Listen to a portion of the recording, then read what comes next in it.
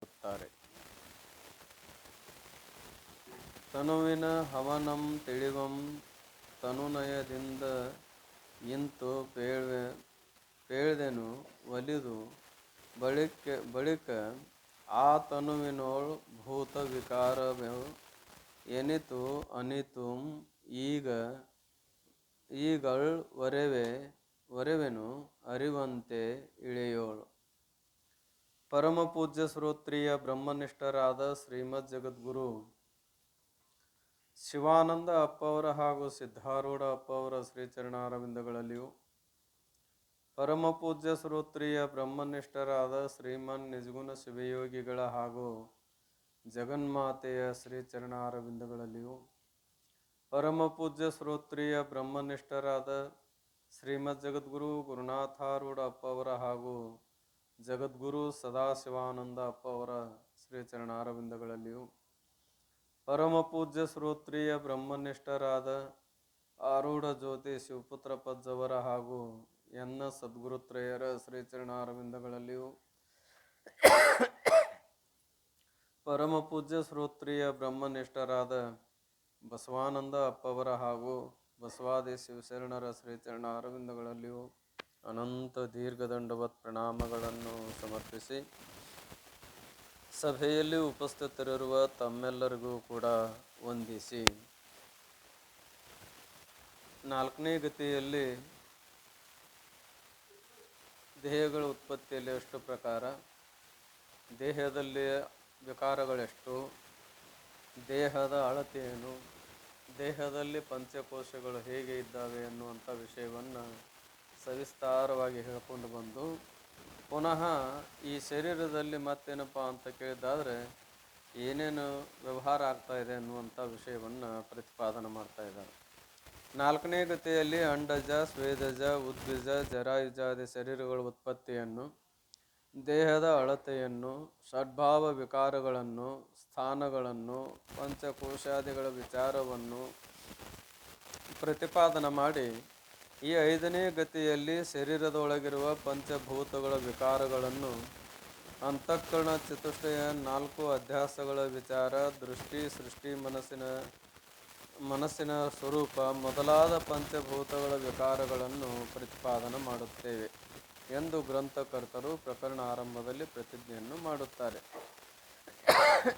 ಇದರಲ್ಲಿ ಏನೇನು ವಿಷಯ ಪ್ರತಿಪಾದನೆ ಮಾಡ್ತೇವೆ ಅಂತ ಕೇಳಿದ್ರೆ, ಈ ಐದನೇ ಗತಿಯಲ್ಲಿ ಶರೀರದೊಳಗಿರುವ ಪಂಚಭೂತಗಳ ವಿಕಾರ, ಈ ಪಂಚಭೂತಗಳಿಂದ ವಿಕಾರವನ್ನು ಪರಿಣಾಮ ಹೊಂದಿ ಏನೇನಾಯಿತು, ಆಮೇಲೆ ಏನಪ್ಪ ಅಂತ ಕೇಳಿದ್ರೆ ಅಂತಃಕರಣ ಚತುಷ್ಟಯಗಳು, ಮನ, ಬುದ್ಧಿ, ಚಿತ್ತು, ಅಹಂಕಾರಗಳನ್ನು 4 ಅಧ್ಯಾಸಗಳ ವಿಚಾರ, 4 ತೆರನಾದ ಅಧ್ಯಾಸಗಳ ವಿಚಾರವನ್ನು, ದೃಷ್ಟಿ ಸೃಷ್ಟಿವಾದವನ್ನು, ಮನಸ್ಸಿನ ಸ್ವರೂಪ ಮೊದಲಾದ ಪಂಚಭೂತಗಳ ವಿಕಾರಗಳನ್ನು, ಮನಸ್ಸಿನ ಸ್ವರೂಪ ಇವೆಲ್ಲ ಈ ಪಂಚಮಹಾಭೂತಗಳ ವಿಕಾರವು ಮತ್ತೇನರು ಇನ್ನೂ ಮೊದಲಾದವುಗಳು ಅದಾವ. ಎಲ್ಲವೂ ಯಾರ ವಿಕಾರ ಅಂದ್ರೆ ಪಂಚಮಹಾಭೂತಗಳ ವಿಕಾರ ಅನ್ನೋದನ್ನು ಪ್ರತಿಪಾದನೆ ಮಾಡುತ್ತೇವೆ ಅಂತ ತಿಳ್ಕೊಂಡು ಆರಂಭ ಮಾಡ್ತಾ ಇದ್ದಾರೆ. ಈ ಶರೀರದಲ್ಲಿ ಪಂಚಭೂತಗಳ ಧರ್ಮಗಳು ಹೇಗಿರುತ್ತವೆ ಎಂಬುದನ್ನು ಚೆನ್ನಾಗಿ ಪ್ರತಿಪಾದನೆ ಮಾಡುತ್ತಾರೆ. ಮೊದಲೇ ನುಡಿಯಲ್ಲಿ ಇಳೆಯ ಅಂಶವೇ ತನುರೂಪ ಆಗಿರುವುದು, ಜಲದ ಅಂಶವೇ ಆ ದ್ರವಮಾಗಿರುವುದು, ದೇಹದ ಮಧ್ಯದಳು ಜ್ವಲಿಸುತ್ತ ಊಹಿಸಲ್ ಅನ್ನ ರಸವನ್ನೇ ಕೊಳುತ್ತ ಪಶಿವಂ ತೃಷಯಮ್ಮಿಗೆ ಪುಟ್ಟಿಸುತ್ತ ವ್ಯಸನಾಲಸ್ಯಗಳನ್ನು ಆಗಿಸುತ್ತ ಧಾತುಗಳೇಳು ಬಿಸಿ ಮಾಡುತ್ತ ಆ ತನುವಂ ಚಲುವೆಂದೆನಿಸುತ್ತ ಸಕಲಾವಯವಂ ದೀಪ್ತಿಯ ನೆಸಗಿ ವಿಕರಿಸಿ ಶೋಷಣೆಗೈದು ಉರೇ ಮಸಗಿ ಇನಿತುಂ ಬಹುವಿಧವಾಗಿಯ ಕರ್ಮ ತನುವಿನೋಳ್ ಇಹುದು ಅಂತೂ ಅಗ್ನಿಯ ಧರ್ಮ. ಇಲ್ಲೇನು ಮಾಡ್ತಾರೋ ಅಂತ ಕೇಳಿದ್ರೆ 3 ಭೂತಗಳ ಧರ್ಮವನ್ನು ಹೇಳ್ತಾ ಇದ್ದಾರೆ. ಪೃಥ್ವಿ ಏನಾಯಿತು, ಜಲ ಏನಾಯಿತು, ಅಗ್ನಿ ಏನು ಮಾಡ್ತೆ ಅನ್ನೋದು ಇದು 3ರ ಕೆಲಸ ಇದು ಈ ನುಡಿಯಲ್ಲಿ. ಇಳೆ ಅಂಶವೇ ತನುರೂಪ ಆಗಿರೋದು, ಪೃಥ್ವಿ ಅಂಶವೇ ಏನಾಯಿತು ಅಂದರೆ ಶರೀರ ರೂಪವಾಗಿ ತಯಾರಾಯಿತು. ಮುಂದೆ ಟೀಕಾದಲ್ಲಿ ಬರೀತಾರೆ, ವಿಶೇಷವಾಗಿ ನೋಡೋಣ. ಜಲದ ಅಂಶವೇ ಆ ದ್ರವಮಾಗುವುದು. ಇದರಲ್ಲಿ ಏನದಪ್ಪ ಅಂದ್ರೆ ಜಲದ ಅಂಶ ಏನದ ದ್ರವ ರೂಪವಾಗ್ಯದ. ಆಮೇಲೆ ಮೂರನೇದು ಯಾವುದು ಅಗ್ನಿ. ಅಗ್ನಿಯ ಕೆಲಸನ ಭಾಳ ಹೇಳಿದ್ದಾರೆ. ದೇಹದ ಮಧ್ಯದಳು ಜ್ವಲಿಸುತ್ತ. ಈ ದೇಹದ ಜಠರಾಗ್ನಿಯಲ್ಲಿ ಇರ್ತಾ ಇದೆ, ಹೊಟ್ಟೆದ ಭಾಗದಲ್ಲಿ ಇರ್ತಲ್ಲ, ಜ್ವಲಿಸುತ್ತ ಅಂದ್ರೆ ಬೆಳಗುತ್ತ ಅಥವಾ ಉರಿಯುತ್ತ. ಊಹಿಸಲ್ ಅನ್ನ ರಸವನ್ನೇ ಕೊಳ್ಳುತ್ತ.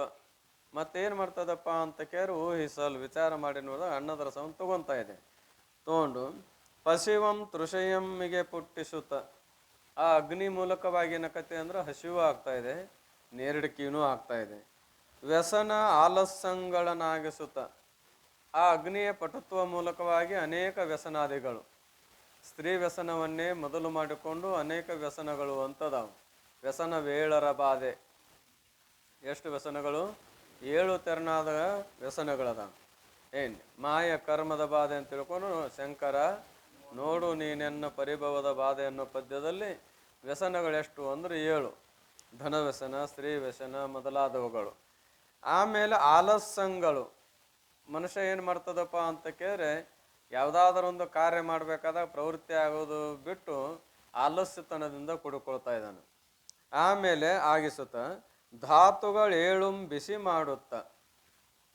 ಏನಪ್ಪ ಅಂದ್ರೆ ಎಲುವು, ನರ, ಮಜ್ಜ, ಮಾಂಸ ಅದು ಮೊದಲು ಮಾಡ್ಕೊಂಡು 7 ಧಾತುಗಳದಾವಲ್ಲ, ಅವುಗಳನ್ನು ಬಿಸಿ ಮಾಡುತ್ತ. ಆತನುವಂ ಚೆಲುವೆಂದೆನಿಸುತ್ತ.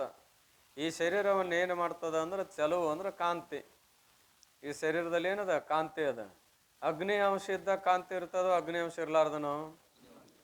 ಅಗ್ನಿ ಅಂಶ ಪಟು ಇತ್ತು ಅಂದ್ರೆ ದೇಹದಲ್ಲಿ ಕಾಂತಿ ಜಾಸ್ತಿ ಇರ್ತದೆ. ಅಗ್ನಿ ಅಂಶ ಕಡಿಮೆ ಆಯಿತು ಅಂದ್ರೆ ದೇಹದ ಕಾಂತಿ ಕಡಿಮೆ ಆಕೊಂತ ಹೋಗ್ತಾ ಇದೆ. ಚಲುವೆಂದೆನಿಸುತ್ತ ಸಕಲ ಅವಯವಂ ದೀಪ್ತಿಯನ್ನೆಸಗಿ. ಎಲ್ಲ ಅವಯವಗಳಿಗೆ ಏನು ಮಾಡ್ತಾ ಇದೆಪ್ಪ ಅಂತ ಕೇಳಿದ್ರೆ ದೀಪ್ತಿಯಂ ಎಸಗಿ. ದೀಪ್ತಿಯಂ ಎಸಗಿ ಅಂತಂದರೆ ಪ್ರಕಾಶತ್ವವನ್ನು ಉಂಟು ಮಾಡಿ, ವಿಕರಿಸಿ ಶೋಷಣೆಗೈದು ಉರೆಮಸಗಿ. ಮತ್ತೇನು ಮಾಡ್ತದಪ್ಪ ಅಂತ ಕೇಳಿ ಅಲ್ಲಿರ್ತಕ್ಕಂಥದ್ದನ್ನು ಶೋಷಣೆ ಮಾಡ್ತಾ ಇದೆ. ಅಗ್ನಿ ಅಂಶದಿಂದ ಏನಾಗದ್ರಿ ಸುಟ್ಟೆಲ್ಲ ಕರಕಾಡಿಸಿ ಹೋಗೈತೆ ನೋಡ್ರಿ ಅಂತೇವಿ. ಏನಾಗಿದೆ? ಕರಕಲಾಗಿ ಹೋಗದ ಅಂತೇವಿ. ಅಂದ್ರೆ ಅದರಲ್ಲಿರ್ತಕ್ಕಂಥ ಹಸಿ ಅಂಶವನ್ನೆಲ್ಲ ಹೀರ್ತಾ ಇದೆ. ಏನು ವಿಕರಿಸಿ ಶೋಷಣೆಗೈದು ಉರೆ ಮಸಗಿ. ಇನಿತುಂ ಬಹುವಿಧವಾಗಿಯ. ಇನಿತುಂ ಇಷ್ಟೇ ಅಲ್ಲದೆ ಬಹುವಿಧವಾಗಿಯ ಕರ್ಮ ತನುವಿನೋಳ್ ಇಹುದು ಅಂತೂ ಅಗ್ನಿಯ ಧರ್ಮ. ಇಷ್ಟೆಲ್ಲ ವ್ಯವಹಾರ ಆಗ್ತದಲ್ಲ ಈ ಶರೀರದಲ್ಲಿ, ಇದು ಯಾರ ಧರ್ಮಪ್ಪ ಅಂತ ಕೇಳಿದ್ರೆ ಅಗ್ನಿಯ ಧರ್ಮ ಅದ. ತಾತ್ಪರ್ಯ: ಭೂಮಿಯ ಭಾಗವೇ ಶರೀರವಾಗಿರುವುದು. ಅಂದರೆ ಶರೀರದಲ್ಲಿರುವ ಅಸ್ಥಿ ರೋಮಾದಿ ಕಠಿಣ ಭಾಗಗಳೆಲ್ಲ ಪೃಥ್ವಿಯ ಅಂಶಗಳಾಗಿರುತ್ತವೆ. ಅಸ್ಥಿ ನರ ಮೊದಲು ಮಾಡಿಕೊಂಡು. ಆಮೇಲೆ ಜಲದ ಅಂಶವೇ ದ್ರವವಾಗಿರುವುದು. ಈ ದೇಹದಲ್ಲಿ ಏನು ಜಲಾಂಶ ಅದಲ್ಲ, ಅದೆಲ್ಲ ಏನಪ್ಪ ಅಂದ್ರೆ ದ್ರವರೂಪದ. ಅದು ಯಾರ ಅಂಶ ಅಂತ ಕೇರೆ ನೀರಿನ ಜಲದ ಅಂಶ. ರೇತೋ ರಕ್ತಾದಿಗಳೆಲ್ಲ ಜಲದ ಅಂಶಗಳಾಗಿರುತ್ತವೆಂಬ ತಾತ್ಪರ್ಯ. ಮೂಲಾಧಾರದಲ್ಲಿ ಪ್ರಕಾಶಮಾನವಾಗಿದ್ದು. ಎಲ್ಲಿ ಅದಪ್ಪ ಅಂತ ಕೇಳಿದ್ದಾದ್ರೆ ಮೂಲಾಧಾರದಲ್ಲಿ ಇರ್ತಕ್ಕಂಥ ಯಾವ ಜಠರಾಗ್ನಿ ಏನ್ರಿ ಪ್ರಕಾಶಮಾನವಾಗಿದ್ದು, ಊಟ ಮಾಡಿದ ಅನ್ನವನ್ನು ಪಚನ ಮಾಡಿ. ಉಂಡಂಥ ಅನ್ನವನ್ನೇನ್ರಿ ಏನು ಕಲ್ಲು ತಿಂದು ಕರಗಿಸುವಂಥ ವಯಸ್ಸ್ರಿ, ಏನು ಹಿಂಗೆ ಉಣ್ಣುದ ಅಂತಿರ್ತಾರ. ಅಕಸ್ಮಾತ್ ಮೊದಲೇನಪ್ಪ ಅಂತ ಕೇಳಿದ್ರೆ ಸಾಮಾನ್ಯವಾಗಿ ರೈತಕ ಜೀವನದೊಳಗೆ ಯಾರು ಜಾಸ್ತಿ ಊಟ ಮಾಡ್ತಾರ ಅಂಥವ್ರನ್ನ ಜೈತಾ ಇಟ್ಕೊಂತಿದ್ರು.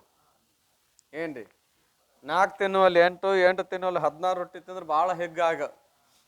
ಎಷ್ಟು ಹೆಚ್ಚಿಗೆ ಉಂತಾನ ಅಷ್ಟು ಹಿಗ್ಗು ಜನರಿಗೆ, ಅಂದ್ರೆ ರೈತರಿಗೆ. ಏನ್ರಿ ಏಟು ಅಂತ ಇದನ್ನ ಯಾರು ಬಡ್ದು ಹಾಕ್ಬೇಕಂತಿದ್ದಿಲ್ಲಾಗ.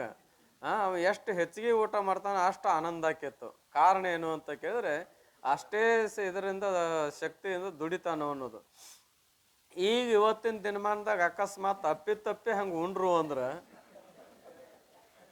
ಹೆಂಗ್ರಿ? 8-10 ರೊಟ್ಟಿ ಅಕಸ್ಮಾತ್ ತಪ್ಪಿ ಉಂಡು ಮ್ಯಾಲೊಂದು ಗಂಗಾಳನ್ನ ಅಥವಾ ಗಂಗಾಳ ನುಚ್ಚು ಇಲ್ಲ ಆಗಂತೂ ಈಗೇನಿದೆ ಅನ್ನದಾಗ ಏನೂ ಇಲ್ಲಿದು. ಸುಮ್ಮನೆ ಏನಪ್ಪಾ ಅಂದ್ರೆ ಇನ್ನು ಇದ್ರ ಭರ್ತಿ ಮಾಡ್ಬೇಕಲ್ಲ, ಮಾಡೋದು ಅಟ್ಟ. ಮೊದಲು ನವನಿ ಅನ್ನ ಅಂತ ಇರ್ತಿತ್ತು. ಏನ್ರಿ ಇಲ್ಲ ಅಂದ್ರೆ ಜೋಳದ ನುಚ್ಚಿಂದು ಒಂದು ಗಂಗಾಳ ನವನಿ ಅನ್ನ ಉಂಡ್ರೆ 10 ಮುನ್ನ ಊಟ ಕಾಯಕ್ ಅನ್ನುವಂಗಿರ್ಲಿಲ್ಲ. ಆದ್ರೆ ಆಗದು ವಾಲ್ಯ ಅನಿಸಿತ್ತು. ಏನ್ರಿ ಅಮಾಸೆಗೊಮ್ಮೆ ಅಕ್ಕಿ ಅನ್ನ ಇದನ್ನು ಮಾಡಿದ್ರೆ ಇವತ್ತು ನೆಲ್ಲಕ್ಕಿ ಅನ್ನ ಉಂಡೆವು ಅಂತ ಹಿಗ್ಗುತ್ತಿದ್ವಿ. ಪರಿಣಾಮ ಗೊತ್ತಿದ್ದಿಲ್ಲಲ್ಲ. ಅದ್ರ ತೂಕಿದಕ್ಕೆ ಇಲ್ಲ ಕರೆ ಏನು ಮಾಡೋದು. ಅಂತೂ ಅಷ್ಟು ಊಟ ಮಾಡಿದ್ರಂದ್ರೆ ಬಹಳ ಏನಪ್ಪ ಅಂತಂದ್ರೆ ಹಿಗ್ಗಾಕಿತ್ತು ಏನು. ಆದ್ರೆ ಇವತ್ತು ಅಷ್ಟು ಉಂಡ್ರಂದ್ರೆ ಇದೇನು ದೌಗಿ ಹೋಯ್ತು ಏನು ಮೈ ಅದ ಅಂತ ಏನಂತಾರ ಹೇಳಕ್ಕೆ ಬರೋದಿಲ್ಲ. ಯಾಕಂದ್ರೆ ಇವತ್ತಿನ ಪರಿಸ್ಥಿತಿನ ಹಂಗದ ಏನ್ರಿ. ಅಂತೂ ಏನದ ಅಂತ ಕೇಳಿದ್ರೆ ಉಂಡಂಥ ಅನ್ನವನ್ನು ಪಚನ ಮಾಡೋ ಶಕ್ತಿಯಲ್ಲಿ ಇರ್ತದಂದ್ರೆ ಆ ಜಠರಾಗ್ನಿಯಲ್ಲಿ ಇರ್ತಾ ಇದೆ. ಅದು ಪಟುವಾಗಿತ್ತು, ಏನು ಊಟ ಮಾಡಿದ್ರು ಪಚನ ಆಗ್ತಾ ಇದೆ, ಸರಿಯಾಗಿ ವ್ಯವಸ್ಥೆ ಆಗ್ತಾ ಇದೆ, ಮನುಷ್ಯ ಆರಾಮಿರ್ತಾನೆ.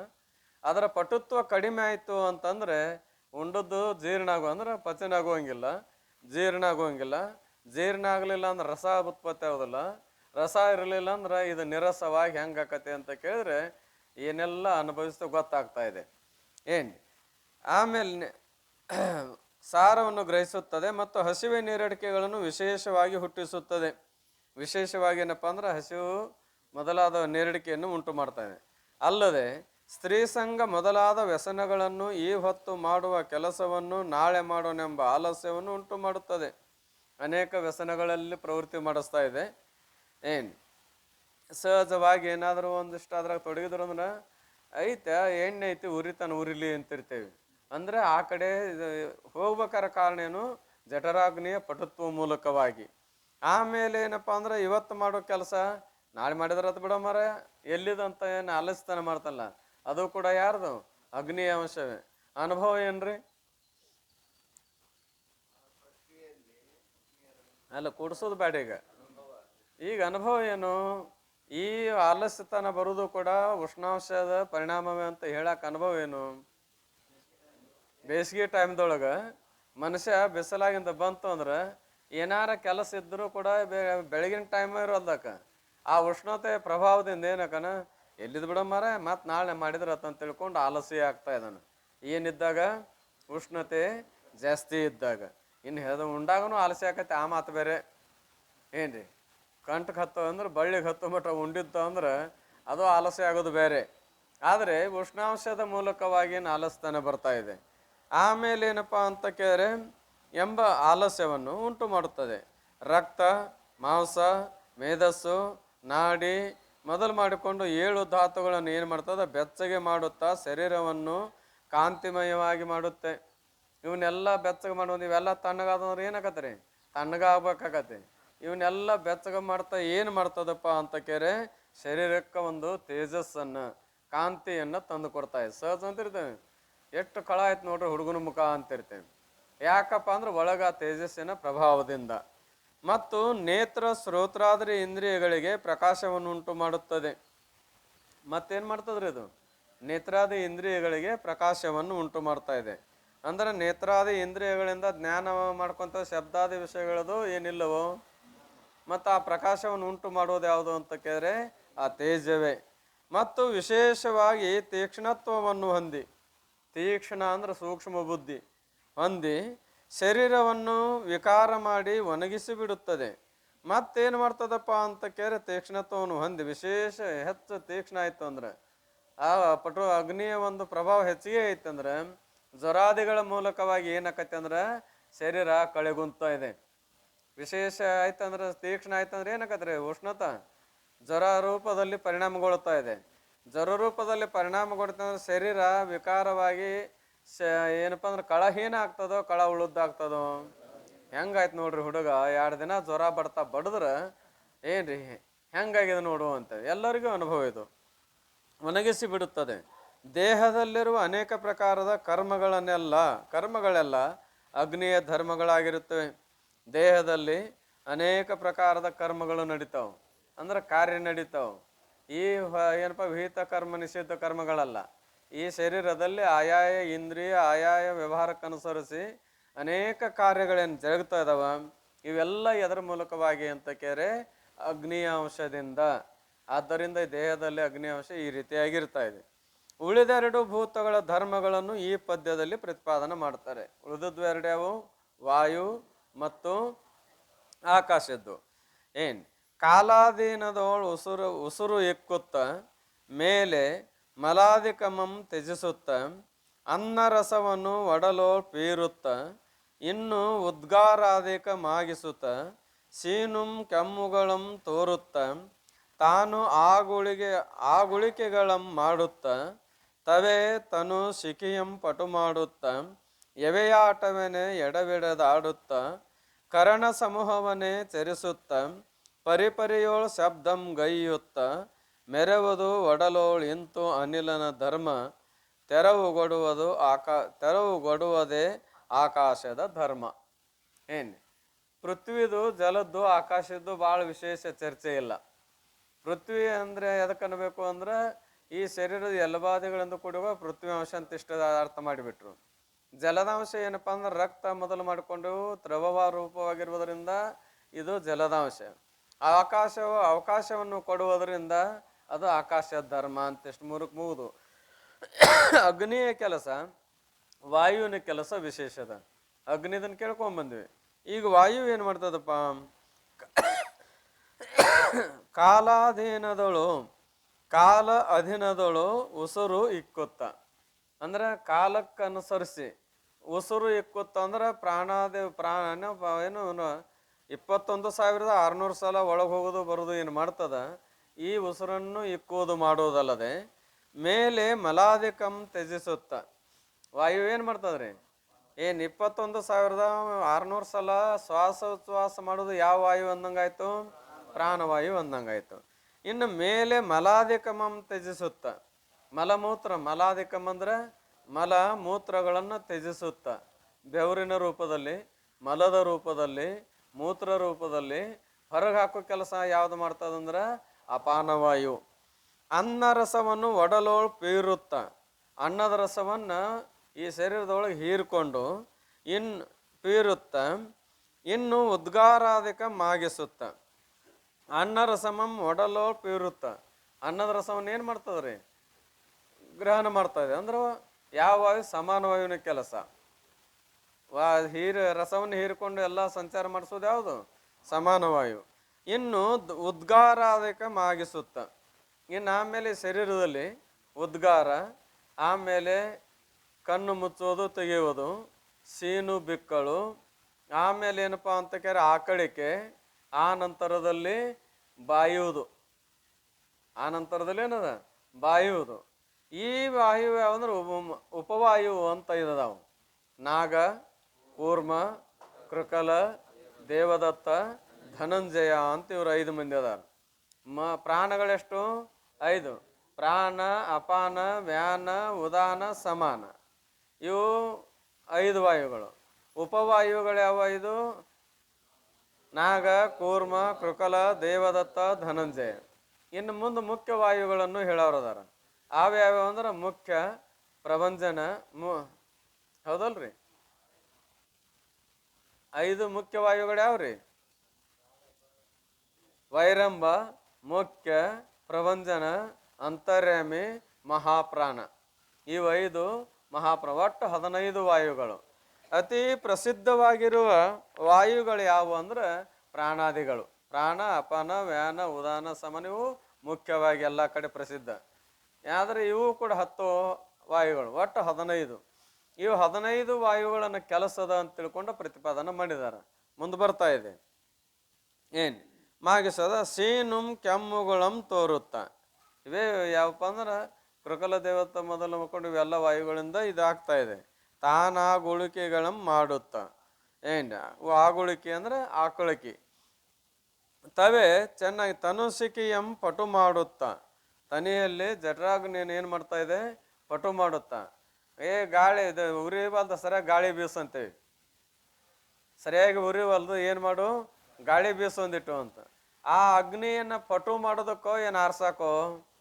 ಪಟು ಮಾಡಾಕ. ಎರಡಕ್ಕೂ ಐತಿ, ಆರ್ಸಾಕೂ ಐತಿ, ಪಟು ಮಾಡಾಕೂ ಐತಿ. ಒಲೆಯಾಗ ದೌಡ್ ಕಟ್ಟಿಗೆ ಹಸಿ ಒಂದು ಸ್ವಲ್ಪ ನಮ್ಮಿದ್ದು ಅಂದ್ರೆ ದೌಡು ಅಗ್ನಿ ಪಟು ಆಗಲಿಲ್ಲ ಅಂದ್ರೆ ಏನು ಮಾಡ್ತಾರೆ, ಅವಾಗ ಒಂದು ಏನಾರು ತೊಗೊಂಡು ಇದನ್ನು ಬೀಸ್ತಾ ಇದ್ದಾರೆ. ಎದರ ಸಲುವಾಗಿ? ಪಟು ಮಾಡೋ ಸಲುವಾಗಿ. ಏನು ತವೆ ಸಿಕಿಯಂ ಪಟು ಮಾಡುತ್ತಾ ಎವೆಯಾಟವನ್ನೇ ಎಡಬಿಡದಾಡುತ್ತ.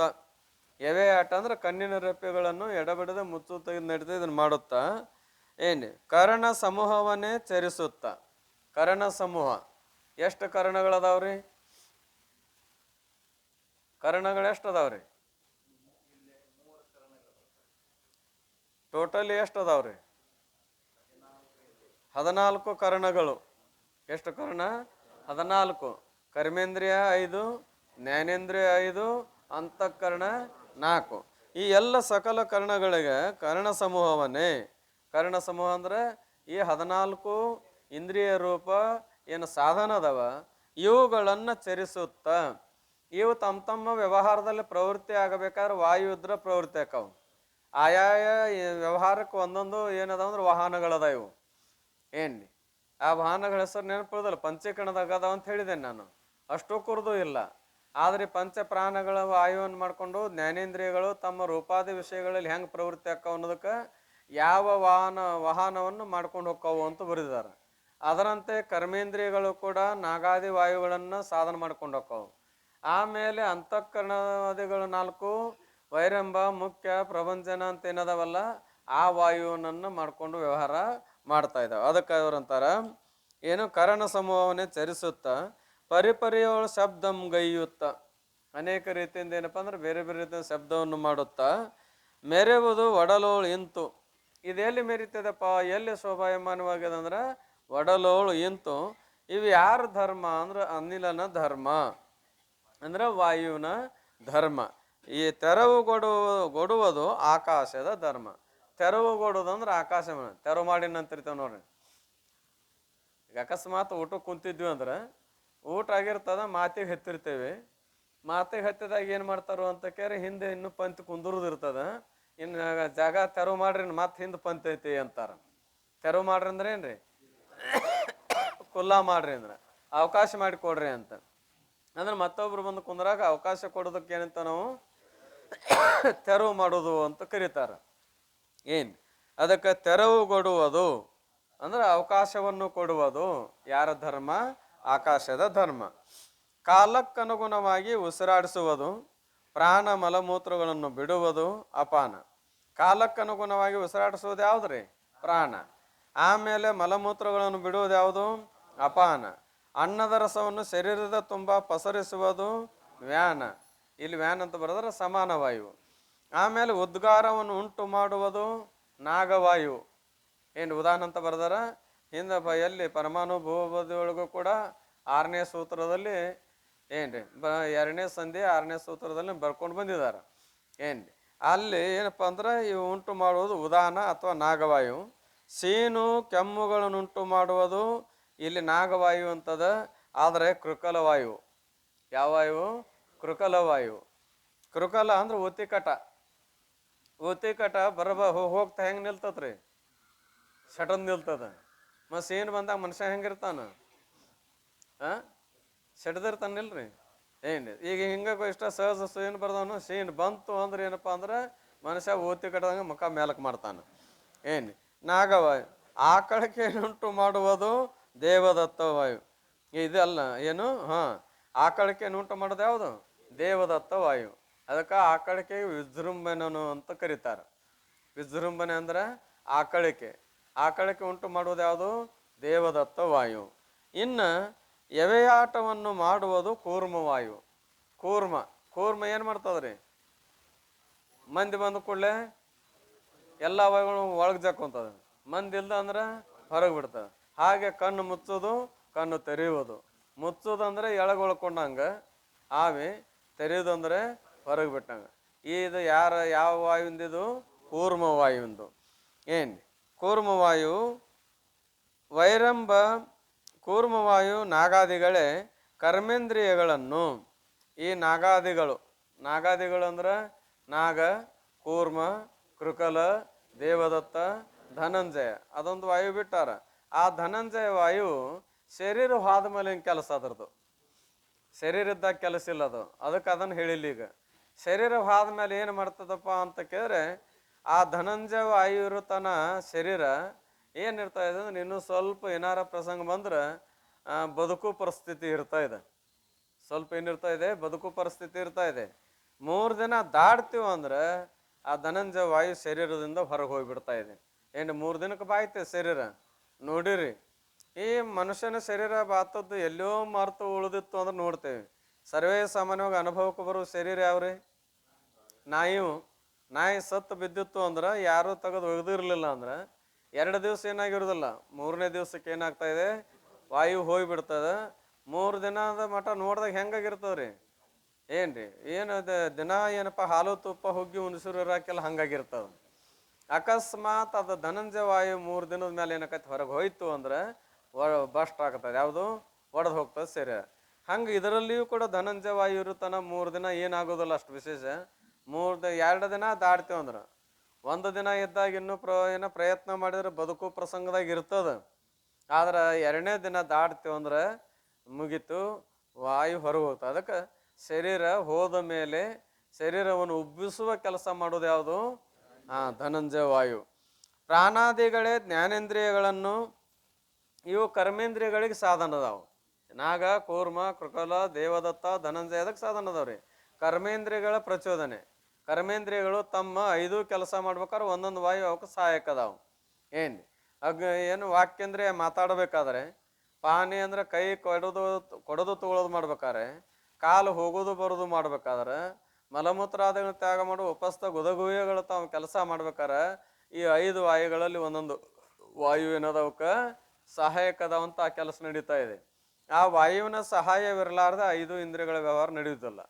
ಇನ್ನು ಜ್ಞಾನೇಂದ್ರಿಯಗಳೇನದಾವು, ಈ ಜ್ಞಾನೇಂದ್ರಿಯಗಳು ಕೂಡ ಶಬ್ದಾದಿ ವಿಷಯಗಳ ಜ್ಞಾನ ಮಾಡ್ಕೋಬೇಕಾಗಿತ್ತು ಅಂದ್ರೆ ಆ ಶಬ್ದತನ ವಿಷಯಗಳ ತನ ಇಂದ್ರಿಯ ಹೋಗ್ಬೇಕೋ ಬೇಡೋ, ಇಲ್ಲ ಇಂದ್ರಿಯ ಇದ್ದಲ್ಲಾರ ವಿಷಯ ಬರಬೇಕು, ಇಲ್ಲ ವಿಷಯ ಇದ್ದಲ್ಲಾರ ಏನಾಗಬೇಕು, ಇಂದ್ರಿಯಗಳು ಹೋಗ್ಬೇಕಲ್ರಿ. ಈಗ 2 ಇಂದ್ರಿಯ ವಿಷಯ ಇದ್ದಲ್ಲಿ ತನ ಹೊಕ್ಕಾವು. 2 ಇಂದ್ರಿಯಗಳು ಯಾವ್ರಿ, ನೇತ್ರ ಮತ್ತು ಶ್ರೋತ್ರ. ತ್ವಚ ಅಲ್ರಿ, ಶ್ರೋತ್ರ. ಶಬ್ದ ಅಲ್ಲಿ ಬಹಳ ದೂರದಿಂದ ಕೇಳ್ತದೆ ಅಂತೇವಿ. ಶಬ್ದ ಏನಾಗಿದೆ, ಶ್ರೋತ್ರ ವೃತ್ತಿ ಅಲ್ಲಿ ತನ ಹೋಗಿರ್ತಾ ಇದೆ. ಆಮೇಲೆ ನೇತ್ರವು ಕೂಡ ರೂಪುಳ್ಳ ವಸ್ತು ಎಲ್ಲಿದಾವ ಅಲ್ಲಿ ತನ ಹೋಗ್ತಾ ಇದೆ. ಉಳಿದ 3 ಇಂದ್ರಿಯಗಳೇನದಾವು, ತ್ವಗೇಂದ್ರಿಯವಾಗಲಿ, ಘ್ರಾನೇಂದ್ರಿಯವಾಗಲಿ, ಜೀವೇಂದ್ರಿಯವಾಗಲಿ ಗೋಲಕ ಬಿಟ್ಟು ಹೊರಗೆ ಹೋಗುವುದಿಲ್ಲ. ಅವೇ ಬಂದೇನಾಗಬೇಕು, ಸಂಬಂಧವಾಗಬೇಕು. ಆ ಸಮಯದಲ್ಲಿ ಅವುಗಳ ಜ್ಞಾನ ಆಗ್ತಾ ಇದೆ. ಇವು ತಮ್ಮ ಜ್ಞಾನ ಮಾಡ್ಕೋಬೇಕಾದ್ರೆ ಯಾರ ಸಹಾಯ ಬೇಕು, ವಾಯುವಿನ ಸಹಾಯ ಬೇಕು. ಆ ವಾಯುಗಳ ಅನುಕೂಲತೆ ಇದ್ರೆ ಇಂದ್ರಿಯಗಳ ವ್ಯವಹಾರ ಮಾಡ್ತಾವೆ. ಯಾವ ಜ್ಞಾನೇಂದ್ರಿಯಗಳು, ಪ್ರಾಣಾದಿ, ಪ್ರಾಣ, ಅಪಾನ, ವ್ಯಾನ, ಉದಾನ, ಸಮಾನ. ಆಮೇಲೆ ಮುಂದೆ ಅಂತಃಕರಣಕ್ಕೆ ಪ್ರಚೋದನೆ ಮಾಡುವ ಯಾವಂದ್ರೆ ವೈರಂಭ ಮುಖ್ಯಾದಿಗಳೇ. ವೈರಂಭ ಮುಖ್ಯಾದಿಗಳೇ ಅಂದ್ರೆ ಮುಳಿದದ್ದು. ವೈರಂಭ ಮುಖ್ಯ 2 ಹೆಸರು ಹೇಳ್ಯಾರ. ಆದಿ ಪದ್ಯದಿಂದ ಉಳಿದ 2 ತಗೊಳ್ಳೋದು. ಈಗ ಯಾವ್ಯಾವ ಅಂತ ಕೇಳಿದ್ರೆ ವೈರಂಭ, ಮುಖ್ಯ, ಪ್ರಭಂಜನ, ಅಂತರ್ಯಾಮಿ. ಇವೆರಡು, ಪ್ರಭಂಜನ, ಅಂತರ್ಯಾಮಿ. ಅಂತಃಕರಣ ಚತುಷ್ಟಯವನ್ನು ಪ್ರೇರಣೆ ಮಾಡುತ್ತವೆ. ಇವು 4 ವಾಯು ಏನು ಮಾಡ್ತಾವೆ, ಮನ, ಬುದ್ಧಿ, ಚಿತ್ತು, ಅಹಂಕಾರಕ್ಕೆ ಪ್ರೇರಣೆ ಮಾಡ್ತಾ ಇದ್ದಾವೆ. ಅಂದರೆ ಚೇಷ್ಟಾ ಮಾಡಿಸುವುದಕ್ಕೆ ಕಾರಣಗಳಾಗಿರುತ್ತವೆ. ಅವುಗಳ ಚೇಷ್ಟ ಅದ. ಅಂತಃಕರಣ ಚೇಷ್ಟ ಏನು, ಸಂಕಲ್ಪಾದಿ ವಿಷಯಗಳನ್ನು ಗುರುತಿಸೋದು. ಸಂಕಲ್ಪ ವಿಕಲ್ಪ ಮಾಡೋ ಚೇಷ್ಟ ಯಾರ್ದು, ಮನಸ್ಸಿಂದು. ನಿಶ್ಚಯ ಚೇಷ್ಟ ಯಾರ್ದು, ಬುದ್ಧಿದು. ಅಭಿಮಾನ ಚೇಷ್ಟ ಯಾವುದು, ಅಹಂಕಾರದ್ದು. ಉಳಿದದ್ದು ಚಿತ್ತದ ಚೇಷ್ಟ ಏನ್ರಿ, ಸ್ಮರಣದಲ್ಲಿ ಇಟ್ಟುಕೊಳ್ಳೋದು, ಸ್ಮರಣ ಹಿಡಿದಿಟ್ಟುಕೊಳ್ಳೋದು. ಈ ರೀತಿಯಾಗಿ ಆಯಾಯ ಇಂದ್ರಿಯಗಳನ್ನು ಪ್ರಚೋದನೆ ಮಾಡಿ ಅವುಗಳ ವ್ಯವಹಾರಕ್ಕೆ ಅನುಕೂಲ ಆದದ್ದು ಯಾವುದಪ್ಪ ಅಂದ್ರೆ ಇವು 14 ವಾಯುಗಳು. ಶರೀರದಲ್ಲಿ ಶಬ್ದವನ್ನು ಮಾಡೋಣ ಮತ್ತು ಅಗ್ನಿ ಬೆಳೆಸೋಣ, ಇವೇ ಮೊದಲಾದ ಕಾರ್ಯಗಳು. ಶರೀರದಲ್ಲಿ ಏನದಪ್ಪ ಅಂದ್ರೆ ಶಬ್ದವನ್ನು ಮಾಡೋಣ. ಶರೀರದಲ್ಲಿ ಏನಕ್ಕಂದ್ರೆ ಶಬ್ದ ಉತ್ಪತ್ತಿ ಆಗಿರ್ತದೆ. ಆಮೇಲೆ ಅಗ್ನಿ ಬೆಳೆಸೋಣ ಅಂದ್ರೆ ಪ್ರಕಾಶ ರೂಪ ವ್ಯವಹಾರ ನಡೆಯುವುದು. ಇವೇ ಮೊದಲಾದ ಕಾರ್ಯಗಳು ವಾಯುವಿನ ಧರ್ಮಗಳಾಗಿರುತ್ತವೆ. ಇವ್ಯಾರ ಧರ್ಮ, ವಾಯುವಿನ ಧರ್ಮ. ಯಾವ ಕಾರ್ಯಕ್ಕಾದರೂ ಅವಕಾಶವನ್ನು ಕೊಡುವುದೇ ಆಕಾಶದ ಧರ್ಮ. ಯಾವುದೇ ಕಾರ್ಯ ಮಾಡ್ಬೇಕಾರೆ ಏನು ಬೇಕ್ರಿ, ಅವಕಾಶ ಬೇಕು. ಸಹಜ ಕೇಳ್ತೇವೆ, ಇಲ್ರಿ ನಮ್ಮಲ್ಲಿ ಹಿಂಗಾಗ್ಯದ ಮತ್ತು ನಿಮ್ಮಲ್ಲಿ ಅನುಕೂಲ ಐತೆ ಬಟ್ ಅವಕಾಶ ಮಾಡಿಕೊಡ್ತೀರಿ ನೀವು ಅಂತ ಕೇಳ್ತೇವೆ. ಏನು ಕೇಳ್ತೇವೆ, ಅವಕಾಶ ಅಂದ್ರೆ ಜಾಗ ಬೇಕು ಮತ್ತೇನಿಲ್ಲೋ. ಹಂಗೆ ಅವಕಾಶವನ್ನು ಉಂಟು ಮಾಡಿಕೊಡುವ ಧರ್ಮ ಯಾರ್ದು ಅಂದ್ರೆ ಆಕಾಶದಲ್ಲಿ. ಈ ಶರೀರದೆಲ್ಲ ಉಂಡಂಥ ಅನ್ನ, ನೀರು ಮೊದಲಾದವುಗಳೆಲ್ಲ ಶರೀರದೊಳಗೆ ಹೋಗ್ಬೇಕಾಗಿತ್ತು ಅಂದ್ರೆ ಅವಕಾಶ ಇದ್ರೂ ಅವಕಾಶ ಇರಲಾರ್ದು, ಅವಕಾಶ ಇದ್ದರೆ ಮಾತ್ರ ಸಾಧ್ಯ. ಆಕಾಶದ ಧರ್ಮ ಇದೆ. ಈ ಪ್ರಕಾರ ಹೇಳೋನೋದರಿಂದ, ಈ ರೀತಿಯಾಗಿ ಹೇಳೋನೋದರಿಂದ ಈ ಶರೀರವು ಪೃಥ್ವಿಯ ಕಾರ್ಯವಾದ ಘಟದಂತೆ ಭೌತಿಕವಾಗಿರುತ್ತದೆ. ಘಟವು ಭೌತಿಕವೋ ಏನು ಕಾರ್ಯವೋ ಕಾರಣವೋ? ಭೌತಿಕ. ಎದರಿಂದ ತಯಾರಾಗಿದೆ? ಪಂಚಮಹಾಭೂತಗಳಿಂದ ತಯಾರಾಗಿರೋ ಘಟವಾದರೂ ಕೂಡ ಕೇವಲ ಮಣ್ಣಿನಿಂದ ಇಲ್ಲ, 5 ಭೂತಗಳು ಕೂಡ ಅಲ್ಲಿ ಬೇಕು. ಅದರಂತೆ ಅದು ಭೌತಿಕವೋ ಘಟ ಏನು ಭೌತಿಕ ಅಲ್ಲವೋ? ಭೌತಿಕ. ಹಾಗೆ ಈ ಸ್ಥೂಲ ಶರೀರವು ಕೂಡ ಎಲ್ಲ ಭೂತಗಳ ಕಾರ್ಯವಾಗಿರುವುದರಿಂದ ಇದಕ್ಕೇನಂದ್ರು ಭೌತಿಕ. ಭೂತನಕ್ಕೂ ಕಾರ್ಯಕ್ಕೂ ಭೌತಿಕ ಕಹಿ ಅಂತ ಹೇಳ್ಕೊಂಡು ಬಂದಿದ್ದಾರೆ. ಘಟವು ದೃಶ್ಯ, ಜಡ, ಅನಾತ್ಮವಾಗಿ ತಾನು ಮತ್ತು ತನ್ನದು ಹೇಗೆ ಅಲ್ಲವೋ? ಏನು ಈ ಘಟ ಹೆಂಗದಪ್ಪ ಅಂತ ಕೆರೆ ಭೌತಿಕ ಅದ.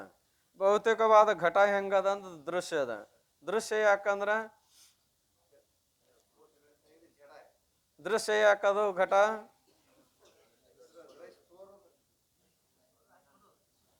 ದೃಶ್ಯ ಯಾಕಾಯ್ತ್ರಿ ಘಟ? ಅರಿಸಿಕೊಳ್ಳುವುದರಿಂದ. ಯಾವುದು ಅರಿಸಿಕೊಳ್ಳುತ್ತದೆಯೋ ಅದೇನದ ದೃಶ್ಯ ಇರ್ತಾ ಇದೆ. ಆಮೇಲೆ ಏನದಪ್ಪ ಅಂತ ಕೇರೆ ಜಡ.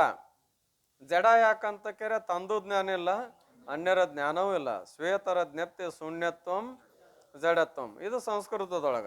ಆಮೇಲೆ ಚಂದ್ರೋದಯದಲ್ಲಿ ಜೋ ಆಪ್ಕೋ ನ ಜಾನೆ ಅವರು ದುಸರೆ ಕೋ ಬಿ ನ ಜಾನೆ ಐಸಾ ಜೋ ಅಜ್ಞಾನ ಭೂತ ಭೌತಿಕ ಶರೀರಕ್ಕೂ ಜಡ ಕೈ ಏನಂದಾರ? ಜಡ ಅಂದಾರ. ಯಾಕಂದ್ರೆ ತನ್ನ ಜ್ಞಾನವೂ ಇಲ್ಲ, ಅನ್ಯರ ಜ್ಞಾನ ರೈತನು. ನಾನು ನೀರು ತುಂಬಿಕೊಂಡು ಇಟ್ಕೊಳ್ಳಲಿಕ್ಕೆ ಅನುಕೂಲನಿದ್ದೇನೆ ಅಂತ ಹಿಂಗೇನಾರ ಜ್ಞಾನ ಐತೇನೆ ಅದಕ್ಕೆ? ಇಲ್ಲ. ಬೇಡ ನನ್ನಲ್ಲಿ ನೀರು ತುಂಬಿಕೊಂಡು ಕುಡಿಯವ್ರು ಇಂಥವ್ರಂತ ಕುಡಿಯವ್ರದರ ಜ್ಞಾನದನು ಇಲ್ಲ. ಅದಕ್ಕೆ ಏನನ್ನಬೇಕು? ಜಡ ಅಂತ ಕರಿಬೇಕು. ಹಾಗೆ ಶರೀರವು ಕೂಡ ಏನದ? ಜಡ ಅದ. ಏನು ಅನಾತ್ಮವಾಗಿ. ಮತ್ತೆ ಘಟ ಅನಾತ್ಮವೋ ಆತ್ಮನೋ? ಅನಾತ್ಮದ. ಯಾಕೆ ಅನಾತ್ಮ? ಅದು ನಿತ್ಯವಲ್ಲ. ಏನಲ್ಲ? ನಿತ್ಯವಲ್ಲ. ಆ ಅನಿತ್ಯವಾದಂಥದ್ದು ಮಿಥ್ಯವಾಗಿರುವುದರಿಂದ ಅದಕ್ಕೆ ಆತ್ಮ ಅನ್ನಕ್ಕೆ ಬರುವುದಿಲ್ಲ. ತಾನು ಮತ್ತು ತನ್ನದು ಹೇಗೆ ಅಲ್ಲವೋ? ಈ ಯಾವ ಅಂತ ಕೇಳಿದ್ರೆ ಈ ದೃಶ್ಯವಾದ ಜಡವಾದ ಅನಾತ್ಮವಾದಂಥ ಘಟ ಘಟ ಅಂದ್ರೆ ಏನ್ರಿ ಅಂತ ಕೇಳಿದ್ರೆ ನಾನೇ ಘಟ. ಯಾರು ಹೇಳ್ತಾರೋ? ಘಟ ಅಂದ್ರೆ ಏನ್ರಿ ಅಂತ. ಘಟದ ಅರ್ಥಜ್ಞಾನ ಇರ್ಲಿಲ್ಲ ಅಂದ್ರೆ, ಶಬ್ದಜ್ಞಾನ ಇರ್ಲಿಲ್ಲ ಅಂದ್ರೆ ಘಟ ಅಂದ್ರೆ ಎದಕ್ಕಂತಾರೆ ಅಂತ ಕೇಳಿದ್ರೆ, ಅವಾಗ ನೀರು ತುಂಬಿಡಲಿಕ್ಕೆ ಅನುಕೂಲವಾದ ಕಲಶ ಇತ್ತು ಅಂದ್ರೆ ಇದಕ್ಕೆ ಘಟ ಅಂತಾರ ನೋಡಪ್ಪ ಅಂತ ತೋರಿಸ್ತಾರೆ. ಆದ್ರೆ ಘಟ ಅಂದ್ರೆ ಏನ್ರಿ ಅಂದ್ರ ನಾನೇ ಅಂತ ಯಾರು ಹೇಳಿವನು ಅಂದ್ರೆ ನಾನು ಅಂತ ಅದರಲ್ಲಿ ನಮಗೆ ಅಭಿಮಾನ ಇಲ್ಲ. ನಂದರ ಅನ್ನೋದು ಅಲ್ಲ. ಯಾಕಲ್ಲ? ಅದು ಮಣ್ಣಿಂದದ. ಘಟ ಯಾರ್ದದ? ಮಣ್ಣಿಂದು. ಏನು ನಂಬುದು? ಮಣ್ಣಿಂದದ ಅಥವಾ ಪಂಚಮಹಾಭೂತಕ್ಕೆ ಸಂಬಂಧಪಟ್ಟದ್ದದ. ಅದಕ್ಕಾಗಿ ಆ ಘಟವು ತಾನೂ ಅಲ್ಲ, ತನ್ನದು ಅಲ್ಲ. ತಾನು ಯಾಕಲ್ಲ? ಎದುರಿಟ್ಟು ಅರಿಯುವುದರಿಂದ. ತನ್ನದು ಯಾಕಲ್ಲ? ಪಂಚಮಹಾಭೂತದ್ದು ಇರುವುದರಿಂದ. ಹಾಗೆ ಅಂದ್ರೆ ಅದರಂತೆ ಈ ದೇಹವಾದರೂ ದೃಶ್ಯ, ಜಡ, ಅನಾತ್ಮವಾಗಿರುವುದರಿಂದ ತಾನು ಮತ್ತು ತನ್ನದು ಅಲ್ಲ. ಈ ದೇಹ ಕೂಡ ಹೆಂಗದ? ದೃಶ್ಯ ಅದ. ದೇಹ ತೇನಕಾಮೈ ದೃಷ್ಟಾಹು. 3 ದೇಹಗಳನ್ನ ಎದುರಿಟ್ಟು ಅರಿಯುವ ದ್ರಷ್ಟಾಪುರುಷನು ನಾನು ಅಂತ ಹೇಳಿದ್ದಾರೆ. ಅಂದ್ರೆ ದೃಶ್ಯವಾದ ದೇಹ ನಮ್ಮಿಂದ ಅರಿಸಿಕೊಳ್ತದ. ಅರಿಸಿಕೊಳ್ಳುವುದರಿಂದ ಅರಿಸಿಕೊಳ್ಳುವಂಥ ವಸ್ತು ನಾವಾಗಕ್ಕೆ ಸಾಧ್ಯ ಇಲ್ಲ. ಮತ್ತು ಅದು ಪಂಚಮಹಾಭೂತಗಳಿಗೆ ಸಂಬಂಧಪಟ್ಟದ್ದರಿಂದ ನಂಬುದೂ ಅಲ್ಲ. 25 ತತ್ವಗಳನ್ನು ಒಂದೊಂದು ಶೋಧನೆ ಮಾಡ್ಕೊಂತ ಹೋದಾಗ ಕೊನೆಗೆ ಏನನ್ಸಿದ್ದಾಯ್ತು? ಈ ದೇಹವು ನಾನು ಅಲ್ಲ, ನನ್ನದು ಅಲ್ಲ. ಯಾಕಲ್ಲ ಅಂತ ನಾ ಯಾಕಲ್ಲ ಅಂದ್ರ ಇದಕ್ಕಿಂತ ಭಿನ್ನನಾಗಿರುವುದರಿಂದ ಅಥವಾ ಇದನ್ನ ಎದುರಿಟ್ಟು ಅರಿಯುವುದರಿಂದ. ಇಸ್ಕೆ ಜಾನನೆ ಹಾರ. ಇಸ್ಕೆ ನಾಮ್, ಈ ಸ್ಥೂಲ ದೇಹವನ್ನ ಅರಿಯತಕ್ಕಂಥವನು, ತಿಳಿಯತಕ್ಕಂಥವನು. ಮಧ್ಯದಲ್ಲಿ ದೃಷ್ಟಾಂತ ಕೊಟ್ರು. ಘಟದ್ರಷ್ಟಾಕಿ ನ್ಯಾಯಿ ಇಸ್ತೆ ನ್ಯಾರಾಹು. ಘಟದ್ರಷ್ಟಾನಂತೆ ಇಸ್ಕೆ ಜಾನನೆ ವಾಲ ಮೈ ನ್ಯಾರಾಹು. ಇಷ್ಟೇ ಉತ್ತರ. ಇದನ್ನು ತಿಳಿಯುವಂತ ಪುರುಷನು ನಾನು ಬೇರೆ ಇದ್ದೇನೆ. ಇದು ಪೂರ್ಣ ವಾಕ್ಯ. ಮಧ್ಯದಲ್ಲಿ ಏನು ಸೇರ್ಸ್ಯಾರ? ದೃಷ್ಟಾಂತ ಸೇರ್ಸ್ಯಾರ. ಇಸ್ಕೆ ಜಾನನೆ ಹಾರ ಘಟದ್ರಷ್ಟಾಕಿ ನ್ಯಾಯಿ ಇಸ್ತೆ ನ್ಯಾರಾಹು ಅಂತ ಬರದಾರ. ಅಲ್ಲಿ ಏನದ? ದೃಷ್ಟಾಂತನೂ ಅದ, ಸಿದ್ಧಾಂತನೂ ಅದ. ದೃಷ್ಟಾಂತ ಕಡೆಗಿಟ್ಟು ನೋಡಿದಾಗ ಇಸ್ಕೆ ಜಾನನೆ ಹಾರ ಇಷ್ಟೇ ನ್ಯಾರ ಹೂಂ. ಇದನ್ನು ಎದುರಿಟ್ಟು ಅರಿಯುವವನು ನಾನು, ಇದಕ್ಕಿಂತಲೂ ಬೇರೆ ಇದ್ದೇನೆ. ಹೆಂಗ್ರಿ ಅಂತ ಪ್ರಶ್ನೆ ಮಾಡಿದ್ರೆ, ಎದರಂತೆ ಅಂತ ಕೇಳಿದ್ರೆ ಘಟದ್ರಷ್ಟಾಕಿ ನೈ, ಅಥವಾ ಯಾರಂತೆ ಅಂತ ಕೇಳಿದ್ರೆ ಘಟದ್ರಷ್ಟಾಕಿ ನೈ. ಘಟವನ್ನು ಎದುರಿಟ್ಟು ಅರಿಯುವ ಪುರುಷನು ಘಟದಕ್ಕಿಂತಲೂ ಹೇಗೆ ಭಿನ್ನನಾಗಿರುವನು, ಹಾಗೆ ಈ ದೇಹ ರೂಪ ಘಟವನ್ನು ಎದುರಿಟ್ಟು ಅರಿಯತಕ್ಕಂಥ ಪುರುಷನು ನಾನು ಬೇರೆ ಇದ್ದೇನೆ ಅಂತ. ಏನ್ರಿ, ಕೆಲವು ಸಂದರ್ಭದಲ್ಲಿ ಮೊದಲು ಪೂರ್ಣ ಲಕ್ಷಣ ಹೇಳಿ ಅಥವಾ ವಿಷಯ ಹೇಳಿ ದೃಷ್ಟಾಂತ ಕೊಡ್ತಾರೆ. ಕೆಲವು ಸಂದರ್ಭದಲ್ಲಿ ದೃಷ್ಟಾಂತ ನಡು ಹಾಕಿ ಸಿದ್ಧಾಂತವನ್ನು ಮಾಡಿದ್ದಾರೆ. ಕಲ್ಪಿತ ಲಕ್ಷಣನೂ ಹಾಗೆ ಮಾಡಿದ್ದಾರೆ. ಏನು ಜೋ ಹೋವೆ ನಹಿ ಸ್ವಪ್ನ ಪದಾರ್ಥಕ್ಕೆ ನೈ ಭ್ರಾಂತಿ ಸೆ ಭಾಷೆ ಸೋ ಕಲ್ಪಿತಕ್ಕೆ. ಅಲ್ಲೇ ಕಲ್ಪಿತದ ಲಕ್ಷಣನೂ ಅದ, ಎದರಂತೆ ಅಂತ ದೃಷ್ಟಾಂತನೂ ಅದ. ಜೋ ಹೋವೆ ನಹಿ ಯಾವುದು ಇರುವುದಿಲ್ಲವೋ, ಭ್ರಾಂತಿ ಸೆ ಭಾಷೆ ಸೋ ಕಲ್ಪಿತ ಕೈದ ಲಕ್ಷಣ ಕಲ್ಪನಾಗ ಬರ್ತದ್ರಿ. ಜೋ ಹೋವೆ ನಹಿ ಭ್ರಾಂತಿ ಸೆ ಭಾಷೆ ಸೋ ಕಲ್ಪಿತ ಕೈ. ಅದಂಗ್ರಿ ಅಂತ ಕೇರ ಸ್ವಪ್ನ ಪದಾರ್ಥಕ್ಕೆ ನೈ. ಸ್ವಪ್ನದಲ್ಲಿ ಪದಾರ್ಥಗಳು ಭ್ರಾಂತಿಯಿಂದ ಹೇಗೆ ತೋರಿರುತ್ತವೆಯೋ ಹಾಗೆ ಜಾಗೃತದಲ್ಲಿ ತೋರುವಂತ ಅಜ್ಞಾನ ಮೊದಲು ಮಾಡಿಕೊಂಡು ತತ್ಕಾರ್ಯ ಭೂತ ಭೌತಿಕ ಸೃಷ್ಟಿತನ ಇದೆಲ್ಲವೂ ಏನದ ಭ್ರಾಂತಿಯಿಂದ ತೋರ್ತದೋ ಏನ ಅದ ಭ್ರಾಂತಿ ಮೂಲಕವಾಗಿ ತೋರುತ್ತದೆ. ಆದ್ದರಿಂದ ಇದು ನೀನೂ ಅಲ್ಲ, ಇದು ನಿನ್ನದೂ ಅಲ್ಲ. ಈ ದೇಹವಾದರೂ ದೃಶ್ಯ, ಆಮೇಲೆ ಜಡ. ಈ ಶರೀರ ಜಡ ಅದನೋ ಇಲ್ಲೋ? ಜಡ ಅದ. ಈ ವ್ಯವಹಾರ ಕಾಲದಲ್ಲಿ ಅನ್ಸೋದಿಲ್ಲ. ಈಗ ವ್ಯವಹಾರ ಕಾಲದಲ್ಲಿ ಏನು ಅನ್ಸೋದಿಲ್ರಿ. ಅಲ್ಲಿ ಮಾಟ ನಾ ಹೋಗ್ಯನಂತ ಚಂದ ಆಗ್ಯದ ಅಂತೇವಿ. ಏನು ಹೋಗ್ಯದಂತ? ಈ ಶರೀರಧಾರಿಯಾಗಿ ನಾವು ಇದರ ಅಭಿಮಾನ ಹಿಡ್ಕೊಂಡು ಮಾತಾಡ್ತೇವೆ. ಇದು ಜಡ ಇದ್ದದ್ದು ಅನುಭವಕ್ಕೆ ಬರ್ಬೇಕಾದ್ರೆ ಯಾವಾಗ್ರಿ ಪಕ್ಕ ಸುಸುಪ್ತಿ ಅವಸ್ಥಾ. ಇನ್ನೂ ಪ್ರಸಂಗ ಬಂದ್ರೆ ಮಾತು ಅಲ್ಲಿ ಮಿಸಕ್ ಇರ್ತದ. ನಿದ್ದೆ ಹತ್ತಂಗೆ ಕಾಣೋದಿಲ್ಲ, ಅತ್ತಾಗಿತ್ತ ಹೊಳ್ಯಾಡ್ತಾನೆ ಅವ್ನು ಗೊತ್ತಿರೋದಿಲ್ಲ ಕರೆ, ನಾವು ಹಂಗಂತೇವೆ. ಆದ್ರ ಪಕ್ಕ ಹೊಳ್ಯಾಡ್ಲಾರ್ದಂಗಿರುವ ಅವಸ್ಥೆ ಯಾವುದು? ಶಿವಾಯನಮಾದಾಗ ಏನ್ರಿ, ಈಗೆಲ್ಲ ಅದು ಶಹರದಾಗ ಏನು ಮಾಡ್ಯಾರಪ್ಪ ಅಂದ್ರೆ ಸುದ್ದಿ ಗೊತ್ತಾಗ್ಬೇಕಾದ್ರೆ ಇದನ್ನ ಹಾಕ್ತಾರೆ ಈಗೆಲ್ಲ ಶಿವನಾಮ ಸ್ಮರಣೆ. ಏನ್ರಿ, ನಮಃ ಶಿವಾಯ ಓಂ ನಮಃ ಶಿವ ಅಂತೇನು ಅದನ್ನು ಹಾಕಿದ್ರೆ ಅದು ಹತ್ತಿತ್ತು ಅಂದ್ರೆ ತಿಳ್ಕೊಬೇಕು ಖಾತ್ರಿ ಏನೋ ಜಗದತಿ ಅಂತ ತಿಳ್ಕೊಂಡು. ಆವಾಗ ಜಡ, ಈ ಶರೀರ ಜಡ ಅನ್ನೋದು ಪಕ್ಕ ಅನುಭವಕ್ಕೆ ಬರ್ತದ. ಏನು ಬರುದಲ್ರಿ. ಇದನ್ನ ಶರೀರ ಇದು ಪ್ರಾಣ ಹೋದ ಮೇಲೆ ಇದನ್ನ ಏನು ಮಾಡ್ತಾರೆ? ಏನ್ ಮಾಡ್ತಾರೆ? ಇದು ಪ್ರಾಣ ಹೋದ್ಮೇಲೆ ಇದನ್ನ ಏನ್ ಮಾಡ್ತಾರೆ? ಎಲ್ಲಾರು ಕೂಡಿ ಗೂಟಕ್ಕೆ ಬಡಿತಾರ, ಒಮ್ಮಕ್ಕೆ ಸುಡಾಕ್ ಹೋಗೋ ಏನ್ರಿ. ಮೊದಲು ಇದನ್ನ ಗಾಡಿ ಕುಂದರ್ಸಿ ಗೂಟುಗಳು ಇದ್ವು ಅಂದ್ರ ಇದಕ್ಕೆ ಪಟಕ ಎಡಕ ಇದನ್ನ ಕುತ್ತಿಗೆ ಹಾಕಿ ಕತ್ರಿ ಮೇಲೆ ಕಟ್ತಾ ಇದಾರ. ಏನಿಲ್ರಿ, ಆಗ ಅಳತಿರ್ತದ ಮಂದಿ.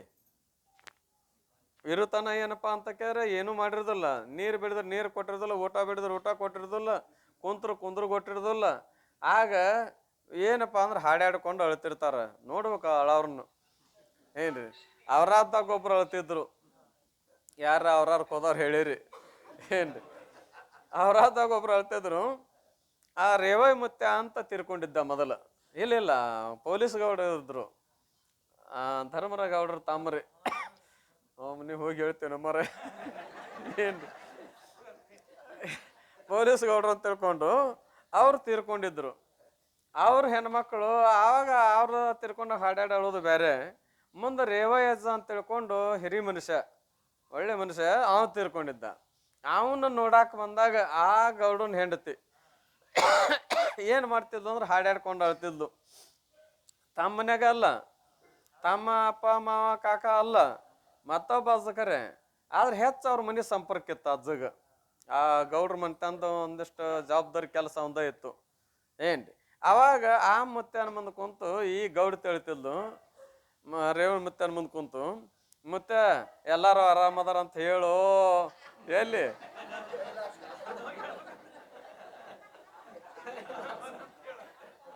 ಏನ್ರಿ, ನಾವು ಪೂಜೆ ಮಾಡಕ್ ಹೋಗಿದ್ವಿ. ಈ ಕಡೆ ಪೂಜೆ ಮಾಡಾಕತ್ತೇವಿ, ಅವ್ರ ಅಳೊಂದು ನಗಿನೂ ತಡಿವಲ್ದು. ಏನ್ ಮಾಡ್ಬೇಕು? ಆರಾಮದಾರ ಅಂತ ಹೇಳು, ಏನು ಎಲ್ಲಾರು ಆರಾಮದಾರ ಅಂತ ಹೇಳು ಮುತ್ಯ ಅಂತ ಅಳಾಕದರು. ಇರ್ಲಿ, ಇವ್ರು ಹಿಂಗೆ ಹಾಡಾಡ್ಕೊಂಡ ಅಂತ ಹೇಳಿದ್ರಾರ ಏನಲ್ಲಿ ಏನಾರ ತಿಳುವಳಿಕೆ ಐತನು? ಇಲ್ಲ. ಈಗ ಅಳಾವ್ರು ಯಾರು, ಅಳಲಾರ್ದವ್ರು ಯಾರು, ಇದರ ಗೊತ್ತೈತೆ ಅನ್ನೋದಕ್ಕೆ ಇಲ್ಲ. ನನಗೆ ಹೆಂಗೆ ಕುಂದರ್ಸ್ಯಾರ ಅನ್ನೋದರ ಗೊತ್ತೈತೇನು ಇಲ್ಲ. ಯಾಕೆ ಜಡ ಅಂತಾರೋ ಏನಂತಾರೋ ಜಡ ಅದ. ಒಂದು ವೇಳೆ ಅಕಸ್ಮಾತ್ ಅದು ಜಡ ಅಲ್ಲದ ಚೇತನ ಆಗಿತ್ತು ಅಂದ್ರೆ ಜಡನಾದ ಆ ಮತ ಬೇರೆ, ಚೇತನಂತೂ ಅಲ್ಲ. ಆ ಕಟ್ಟುವಾಗ ಏನು ಕಟ್ಟು ಸೈಲಾಗಿತ್ತು ಅಂದ್ರ, ಕಟ್ಟುವಾಗ ಕಟ್ಟು ಸೈಲಾಗಿತ್ತು ಅಂದ್ರೆ ಏನಾಗತ್ತರಿ, ಲೂಸ್ ಇದ್ದ ಕಡೆ ಹೊಳ್ತದ, ಏನಿಲ್ರಿ.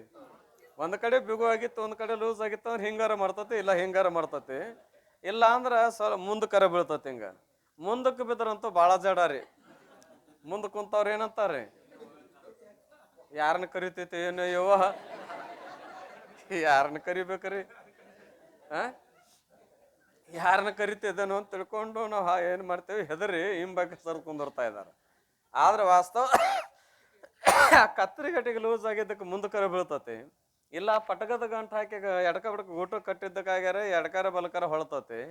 ಅದು ಕಟ್ಟುವಲ್ಲಿ ಏನು ಕಟ್ಟಿಗೆ ಕೊಡುವಲ್ಲಿ ವ್ಯತ್ಯಾಸ ಆಗ್ಯೋ ಏನದ, ಏನಾರು ಚೇತನದ ಅಲ್ಲಿ ಏನೂ ಇಲ್ಲ. ಹಂಗಾರೆ ಸ್ಥೂಲ ಶರೀರ ಸ್ವಭಾವ ಏನದ, ಜಡ ಅದ. ಶ್ವೇತರ ಜ್ಞಪ್ತಿ ಶೂನ್ಯತ್ವಂ ಜಡತ್ವ ದೃಶ್ಯದ, ಯಾಕಂದ್ರೆ ಎದುರಿಟ್ಟು ಅರಿಸ್ಕೊಳ್ತಾ ಇದೆ. ಜಡ ಅದ, ಯಾಕ ತನ್ನ ತಿಳುವಳಿಕೆನೂ ಇಲ್ಲ, ನಮ್ಮ ತಿಳುವಳಿಕೆನೂ ಇಲ್ಲ. ಆಮೇಲೆ ಅನಾತ್ಮವೋ ಏನು ಆತ್ಮನೋ, ಅನಾತ್ಮ. ಯಾಕಂದ್ರೆ ತೋರಿ ಅಡಗ್ತದ. ಇದಕ್ಕೆ ಯಾಕೆ ಅನಾತ್ಮ ಅಂತೀವಿ, ತೋರಿ ಅಡಗ್ತದ. ತೋರ್ಯದ ಒಂದಿನ ಅಡಗಲೇಬೇಕು. ಸಹಜವಾಗಿ ಕಟ್ಟಿದ ಮನೆ ಒಮ್ಮೆ ಬೀಳಲೇಬೇಕು ಅಥವಾ ಬೀಳುವುದು, ಹುಟ್ಟಿದ ಹುಳವೊಮ್ಮೆ ಸಾಯುವುದು. ಇದು ಹುಟ್ಟೈತಪ್ಪ ಅಂದ್ಮೇಲೆ ಒಂದಿನ ಸಾವು ಬರಲೇಬೇಕು. ಏನ್ರಿ, 1000 ವರ್ಷ ಇದ್ರು ಸಾವು ತಪ್ಪುದಿಲ್ಲ ಅಂತ ನೇಮ ಅದ. ಇನ್ನು 100 ವರ್ಷ ಇದ್ರು ಬ್ಯಾರೆ ಆಗತ್ ತಪ್ಪುದಿಲ್ಲ ಅಂತ ಲೋಕದ ಅನುಭವ. ಅಂತೂ ಅನಾತ್ಮವಾಗ್ಯದ. ಆಮೇಲೆ ಮತ್ತು ತನ್ನದೂ ಅಲ್ಲ, ಕಿಂತು ತಾನು ಇದರ ಉತ್ಪತ್ತಿ ನಾಶಗಳಿಗೆ ಸಾಕ್ಷಿಯಾಗಿಯೂ ಸ್ವಯಂ ಪ್ರಕಾಶನಾಗಿಯೂ ಸ್ವಯಂ ನಿಶ್ಚಯವೇ ಸ್ವಯಂ ಪ್ರಕಾಶನಾಗಿಯೂ ಸಚ್ಚಿದಾನಂದ ರೂಪ ಪ್ರತ್ಯೇಗಾತ್ಮನೂ ಆಗಿರುತ್ತಾನೆ. ಏನಾಗ್ಯಾನಪ್ಪ ಅಂದ್ರೆ ತಾನಂತೂ ಅಲ್ಲ, ಎದುರಿಟ್ಟರಿಯುವುದರಿಂದ. ತನ್ನದೂ ಅಲ್ಲ, ಯಾಕಂದ್ರೆ ಯಹ ಪಂಚಮಹಾಭೂತಕ ಹೈ, ಪಂಚಮಹಾಭೂತಗಳು ತತ್ವದ. ಆಮೇಲೆ ತಾನು ಹೆಂಗದನಪ್ಪ ಅಂತ ಕೇರೆ, ಇದರ ಉತ್ಪತ್ತಿ ನಾಶಗಳಿಗೆ, ಈ ಶರೀರದ ಉತ್ಪತ್ತಿ ಜನ್ಮ, ನಾಶ ಅಂದರೆ ಮರಣ, ಇವುಗಳಿಗೆ ಸಾಕ್ಷಿಯಾಗಿವು. ಇದನ್ನ ಎದುರಿಟ್ಟು ಅರಿತಾನೋ ಏನ ತಾನ ಸತ್ತಾನೋ, ಇವನ್ ಎದುರಿಟ್ಟು ಅರಿಯುವವನು ಅಂದ್ರೆ ಪ್ರಕಾಶ ಮಾಡುವವನಾಗಿದ್ದಾನೆ. ಆಮೇಲೆ ಏನಪ್ಪ ಅಂದ್ರೆ ಸ್ವಯಂ ಪ್ರಕಾಶನಾಗಿವು. ಸ್ವಯಂ ಪ್ರಕಾಶವೋ ಪರಪ್ರಕಾಶವೋ, ತಾನು ಮಾತ್ರ ಎಲ್ಲವನ್ನು ಅರಿತಾನ, ತನ್ನ ಅರಿಸಿಕೊಳ್ಳಲಿಕ್ಕೇನು ಬೇಕಾಗಿಲ್ಲ. ಸೂರ್ಯನ ಬೆಳಕಿನಿಂದ ನಾವು ಸೂರ್ಯನ ಗುರ್ತ ಹಿಡಿತೇವೋ ಏನೋ, ಮತ್ತೊಂದು ಚಿಮ್ನಿ ಅದು ಹಚ್ಕೊಂಡು ಹೋಗ್ತೇವೋ. ಸೂರ್ಯ ಹೊಂಟಾನಂತೋ ನೋಡಿಬಾರ್ದು ಚಿಮ್ನಿ ಹಚ್ಕೊಂಡು ಹೋಗಿ ಅಂತ ಯಾರು ಹೇಳಿರೇನು, ಸಾಧ್ಯನೇ ಇಲ್ಲ. ಇನ್ನುಳಿದವನು ಬೆಳಗಾವನು ಅವನೇ, ತನ್ನ ಪ್ರಕಾಶದಿಂದ ತಾನು ಬೆಳಗಿಸಿಕೊಳ್ಳುವನು ತಾನೇ. ಅಂದಮೇಲೆ ಸ್ವಯಂ ಪ್ರಕಾಶ, ಸ್ವಯಂ ಪ್ರಕಾಶನಾಗಿಯೂ ಸಚ್ಚಿದಾನಂದ ರೂಪ ಪ್ರತ್ಯೇಗಾತ್ಮನೂ ಆಗಿರುತ್ತಾನೆ. ಮತ್ತೆ ಹೆಂಗದನ್ರಿ, ಸಚ್ಚಿದಾನಂದ, ಸತ್ತು ಚಿತ್ತು ಆನಂದ ಸ್ವರೂಪನಾದಂಥ ಆತ್ಮನೇ ಏನು ಪ್ರತ್ಯೇಗಾತ್ಮನು. ಪ್ರತ್ಯೇಗಾತ್ಮ ಅಂದ್ರೆ ಸಾಕ್ಷಿ ಅಥವಾ ಕೂಟಸ್ಥ ಅಥವಾ ಬ್ರಹ್ಮ. ಯಾಕಂತ ಕೇಳಿದ್ರೆ ಬ್ರಹ್ಮ ತತ್ವದ ಲಕ್ಷದ ರೀ, ಅದ ಹೆಂಗೆ ಬ್ರಹ್ಮ ಕತೆ ಅಂದಿರಿ, ನಾಮ ಮಾತ್ರ ಭೇದ ಹೇಳಿದಾರೆ. ಕೂಟಸ್ಥ ಅಂದ್ರನೇ ಬ್ರಹ್ಮ, ಬ್ರಹ್ಮ ಅಂದ್ರನೇ ಕೂಟಸ್ಥ. ಯಾಕೆ ಹೆಸರು ಯಾಕೆ ಬದಲಿ ಮಾಡಿದಿರಿ ಹಂಗಾರ ಅಂತ ಕೇಳಿದ್ರೆ ಕಾರಣದ. ಹೆಸರು ಯಾಕೆ ಬ್ರಹ್ಮ ಅಂತ ಇಲ್ಲಿ ಬ್ರಹ್ಮನ ಅನ್ಬೇಕಾಗಿತ್ತು, ಕೂಟಸ್ಥ ಅಂತ ಯಾಕೆ ಹೆಸರಿಟ್ರಿ ಅಂದ್ರೆ ಶಿಷ್ಯನು ಪ್ರಶ್ನೆ ಮಾಡಿದಾಗ ಆ ಪ್ರಶ್ನೆಯ ಸಮಾಧಾನಕ್ಕಾಗಿ ಏನು ಮಾಡ್ಯಾರ ಅಂದ್ರೆ ಹೆಸರು ಬದಲಿ ಮಾಡಿದಾರೆ. ವಾಸ್ತವತ ಏನಪ್ಪ ಅಂತ ಕೇರೆ ಬದಲು ಮಾಡೋದು ಅವಶ್ಯಕತೆ ಇಲ್ಲ. ಅಂದ್ರೆ ಪೂರ್ವ ಪಕ್ಷ ಆಕ್ಷೇಪ ಮಾಡ್ತಾನ, ನಿಮ್ಮ ಬ್ರಹ್ಮ ಒಬ್ಬನೋ ಇಬ್ರು, ಒಬ್ಬನೇ. ಉಪಾಧಿ ಏಸು, ಉಪಾಧಿ 2. ಯಾವ್ಯಾವು, ಒಂದು ಮಾಯಾ, ಒಂದು ಅವಿದ್ಯ. ಈಗ ಉಪಾಧಿಯೇ ಕನ್ನಡಿ ಸದೃಶ, ಮಾಯಾನು ಕನ್ನಡಿ, ಅವಿದ್ಯೆಯು ಕನ್ನಡಿ. ಯಾಕೆ ಕನ್ನಡಿ ಅವು, ಸತ್ಗುಣದಿಂದ ಅದಾವು. ಮಾಯಾನು ಸತ್ವಗುಣದಿಂದ ಕೂಡ್ಕೊಂಡದ, ಅವಿದ್ಯೆಯು ಸತ್ವಗುಣದಿಂದ ಕೂಡ್ಕೊಂಡದ. ಇಷ್ಟೇ ವಿಶೇಷ ಏನಪ್ಪಾ ಅಂದ್ರೆ ಅದು ಶುದ್ಧ ಸತ್ವಗುಣದಿಂದ ಕೂಡಿಕೊಂಡದ, ಇದು ಮಲಿನ ಸತ್ವಗುಣ. ಅಂತೂ ಸತ್ವಗುಣ ಎರಡರಲ್ಲಿ ಅದ. ಎಲ್ಲಿ ಸತ್ವಗುಣ ಇರ್ತದ ಅಲ್ಲಿ ಪ್ರತಿಬಿಂಬದ ಗ್ರಹಣ ಆಗ್ತಾ ಇದೆ. ಎಲ್ಲಿ ಸತ್ವಗುಣ ಇರ್ತ ಅಲ್ಲಿ ಏನಾಗತ್ರಿ? ಪ್ರತಿಬಿಂಬದ ಗ್ರಹಣ ಆಕತೆ. ಈಗ ಈ ಎರಡು ದರ್ಪಣ ರೂಪವಾದ ಅವಿದ್ಯಾ ಮಾಯಗಳ ಎದುರಿರೋರು ಯಾರು? ಬ್ರಹ್ಮ. ಇವರು ಎದುರಿರೋರು ಯಾರು? ಬ್ರಹ್ಮ. ಈಗ ಬ್ರಹ್ಮ ಮಾಯಾ ಎದುರಾಯ್ತಂದ್ರೆ ಮಾಯಲ್ಲಿ ಪ್ರತಿಬಿಂಬ ಬೀಳ್ತಾ ಇದೆ. ಅವಾಗ ಏನು ಅನಿಸ್ಕೊಂತಾನ? ಈಶ್ವರ ಅನಿಸ್ಕೊಂತಾನ. ಮಾಯಾ ಎದುರದನೋ ಏನು ಅವಿದ್ಯ ಅದ? ಈಗ ಅವನಿಗೆ ಮಾಯಾ ಎದುರದ, ಅವಿದ್ಯದನು ಇಲ್ಲ. ಮತ್ತೆ ಈಶ್ವರ ಅಷ್ಟು ಸಿದ್ಧಿ ಆಗ್ಬೇಕಾಗಿತ್ತು, ಜೀವನ ಹೆಂಗೆ ಸಿದ್ಧಿ ಮಾಡ್ತೀರಿ? ಇನ್ನು ಒಂದು ವೇಳೆ ಅವಿದ್ಯಾ ಉಪಾಧಿ ಎದುರು ಹಿಡಿದ್ರಿ ಅಂದ್ರೆ ಜೀವ ಸಿದ್ಧಕನ, ಈಶ್ವರ ಹೆಂಗೆ ಸಿದ್ಧಕನ? ಉಪಾಧಿ ಒಂದು ಬಿಂಬದ ಎದುರಿಗೆ ಎರಡು ದರ್ಪಣ ಇರ್ಲಿಕ್ಕೆ ಸಾಧ್ಯ ಇಲ್ಲ, ಒಂದಿರ್ತಾ ಇದೆ. ಮತ್ತು ಮಾಯಾ ಉಪಾಧಿ ಎದುರು ಹೇಳಿದ್ರಿ ಈಶ್ವರ ಸಿದ್ಧ ಮಾಡ್ರಿ, ಅವಿದ್ಯಾ ಉಪಾಧಿ ಮುಂದೆ ಹಿಡಿದ್ರಿ ಜೀವನ ಸಿದ್ಧ ಮಾಡ್ರಿ. ಎರಡೂ ಉಪಾಧಿ ಹಿಡಿದಕಾರ ಎರಡು ಸಿದ್ಧ ಮಾಡಕ್ಕೆ ನಿಮಗೆ ಬರುವುದಿಲ್ಲ. ಮಾಯಾ ಎದುರಿದ್ದಾಗ ಅವಿದ್ಯದಾಗ ಯಾರು ಪ್ರತಿಬಿಂಬಿತ್ತಂಗಾರ ಅಂತ ಕೇಳ್ತಾ ಇದ್ದಾನೆ.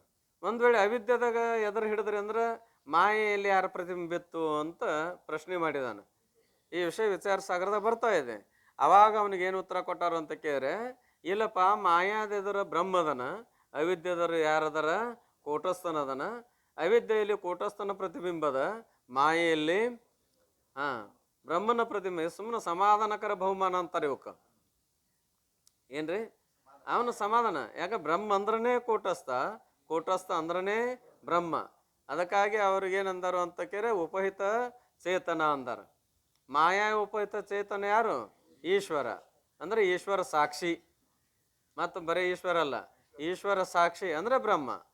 ಅಂತಃಕರಣ ಉಪಹಿತ ಚೇತನ ಅಂದ್ರೆ ಜೀವ ಸಾಕ್ಷಿ. ಜೀವ ಸಾಕ್ಷಿ ಅಂದ್ರೇ ಕೂಟಸ್ಥ.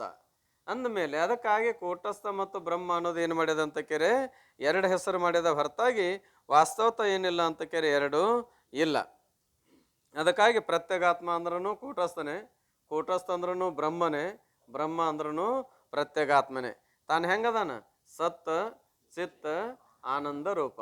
ತ್ರಿಕಾಲಬಾಧ್ಯತ್ವ, ಮೂರು ಕಾಲದಲ್ಲಿ ಇರುವುದರಿಂದ ಸದ್ರೂಪ, ಇದ್ದು ಅರಿಯುವುದರಿಂದ ಚಿದ್ರೂಪ, ಅರಿತು ಆನಂದ ಪಡುವುದರಿಂದ ಆನಂದ ಸ್ವರೂಪ ಆಗಿರ್ತಾನೆ ಎಂಬ ನಿಶ್ಚಯವೇ ಈ ಶರೀರ ವಿಚಾರ ಪ್ರಯೋಜನವಾಗಿರುತ್ತದೆ.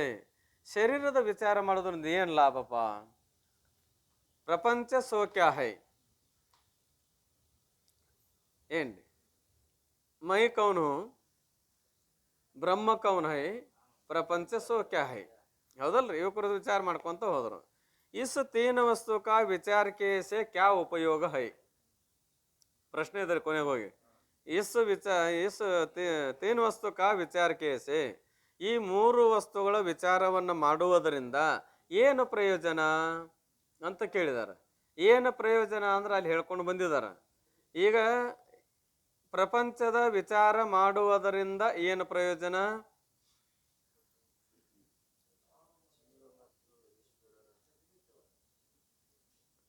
ಆಯ್ತು, ಅದು ಒಪ್ತೇನೆ. ನಾನು ಮತ್ತು ಬ್ರಹ್ಮ ಚೇತನದೇವಿ, ಪ್ರಪಂಚ ಮಿಥ್ಯಾದ, ಸರಿ. ಪ್ರಪಂಚವನ್ನ ವಿಚಾರ ಮಾಡುವುದರಿಂದ ಆಗುವ ಲಾಭವೇನು?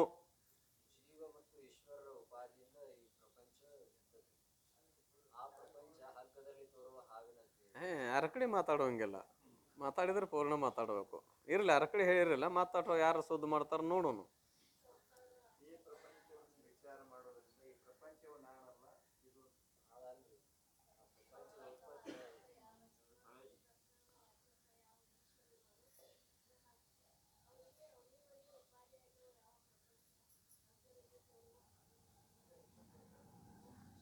ಏನೈತ್ರಿ?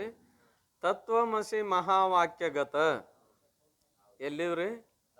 ತತ್ವಮಸಿ ಮಹಾವಾಕ್ಯಗತ तत्पद और तम पद का वाच्यार्थ रूप जो जीव और ಈಶ್ವರ. ತತ್ವಮಸಿ ಮಹಾವಾಕ್ಯದಲ್ಲಿ ಅಂತರ್ಗತವಾದಂಥವು ಎರಡು ಪದ, ಒಂದು ತತ್ಪದ, ಒಂದು ತ್ವಂ ಪದ. ಏನ್ರಿ? ಆ ಎರಡು ಪದಗಳಿಗೆ ವಾಚ್ಯಾರ್ಥ ರೂಪವಾದ ತತ್ಪದಕ್ಕೆ ವಾಚ್ಯಾರ್ಥ ಯಾರು? ಈಶ್ವರ. ತ್ವಂ ಪದಕ್ಕೆ ವಾಚ್ಯಾರ್ಥ ಯಾರು? ಜೀವ. ತಿನಿಕೆ ಉಪಾಧಿ, ತಿನಿಕೆ ನಾಮ್ ಅವರ, ಅವರ ಅಂದ್ರ ಈಶ್ವರ ಮತ್ತು ಜೀವರ ಉಪಾಧಿ. ಜೋ ಪ್ರಪಂಚ ಹೈ, ಯಾವ ಪ್ರಪಂಚ ಇರುವುದೋ ಈಶ್ವರನಿಗೂ ಉಪಾಧಿ ಅದ, ಜೀವನಿಗೂ ಉಪಾಧಿ ಅದ. ಆದ್ರೆ ಈಶ್ವರನಿಗೆ ಉಪಾಧಿ ಅಲ್ಲ ಕರೆ, ಜೀವನ ದೃಷ್ಟಿಯಿಂದ ಹೇಳ್ಯದ. ಪ್ರಪಂಚದ ಅಭಿಮಾನ ಮಾಡೋವನಿಗೇನಂತಾರ, ಅದು ಉಪಾಧಿ ಆದಾಗ ಅಭಿಮಾನ ಮಾಡ್ತಾನ. ಈಶ್ವರನು ಅಭಿಮಾನಿ ಅದಾನ ಪ್ರಪಂಚಕ್ಕೆ. ಜೀವನ ದೃಷ್ಟಿಯಿಂದ ಏನ ಸ್ವತಃ ಅಭಿಮಾನಿ ಅದನೋ? ಜೀವನ ದೃಷ್ಟಿಯಿಂದ ಸಮಿಷ್ಟಿ ಅಭಿಮಾನಿ ಅಂತ ಹೇಳ್ಬೇಕಾಗ್ಯದ. ವಾಸ್ತವತ ವಿಚಾರ ಮಾಡಿ ನೋಡಿದ್ರೆ ಅವ ಅಭಿಮಾನಿ ಅಲ್ಲ. ಯಾಕಾದ್ರೆ ಆ ಸಂಬಂಧನೇ ಇಲ್ಲ ಅವನಿಗೆ. ಇರೋದು ಸಂಬಂಧ ಯಾರಿಗದ? ಜೀವನಿಗದ. ಇವನ ದೃಷ್ಟಿಯಿಂದ ಅವನಿಗೆ ಏನು ಮಾಡ್ಯದ್ರ ಅಂದ್ರೆ ಅಭಿಮಾನಿ ಮಾಡ್ಬೇಕಾಗ್ಯದ. ಈ ಅಭಿಮಾನಿಗಳಾದಂಥ ಜೀವೇಶ್ವರರಿಗೆ ಉಪಾಧಿಯಾದ ಯಾವ ಪ್ರಪಂಚವು जेवरी विषय सर्प की न्यायी, टाउंट में पुरुष की न्यायी, मरुभूमि में मृगजल कर न्यायी, मिथ्या जाने के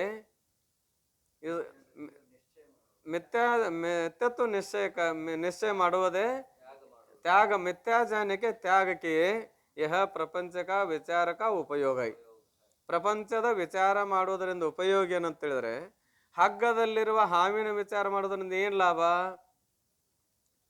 ಯಾವ ಹಾವು ಅದ ಅಂತ ನೋಡ್ಕೊಂತ ಹೋಗೋದ್ರೊಳಗಾಗಿ ಹಾವು ಅಲ್ಲ, ಹಗ್ಗದ ಅಂತ ನಿಶ್ಚಯ ಆಕತಿ.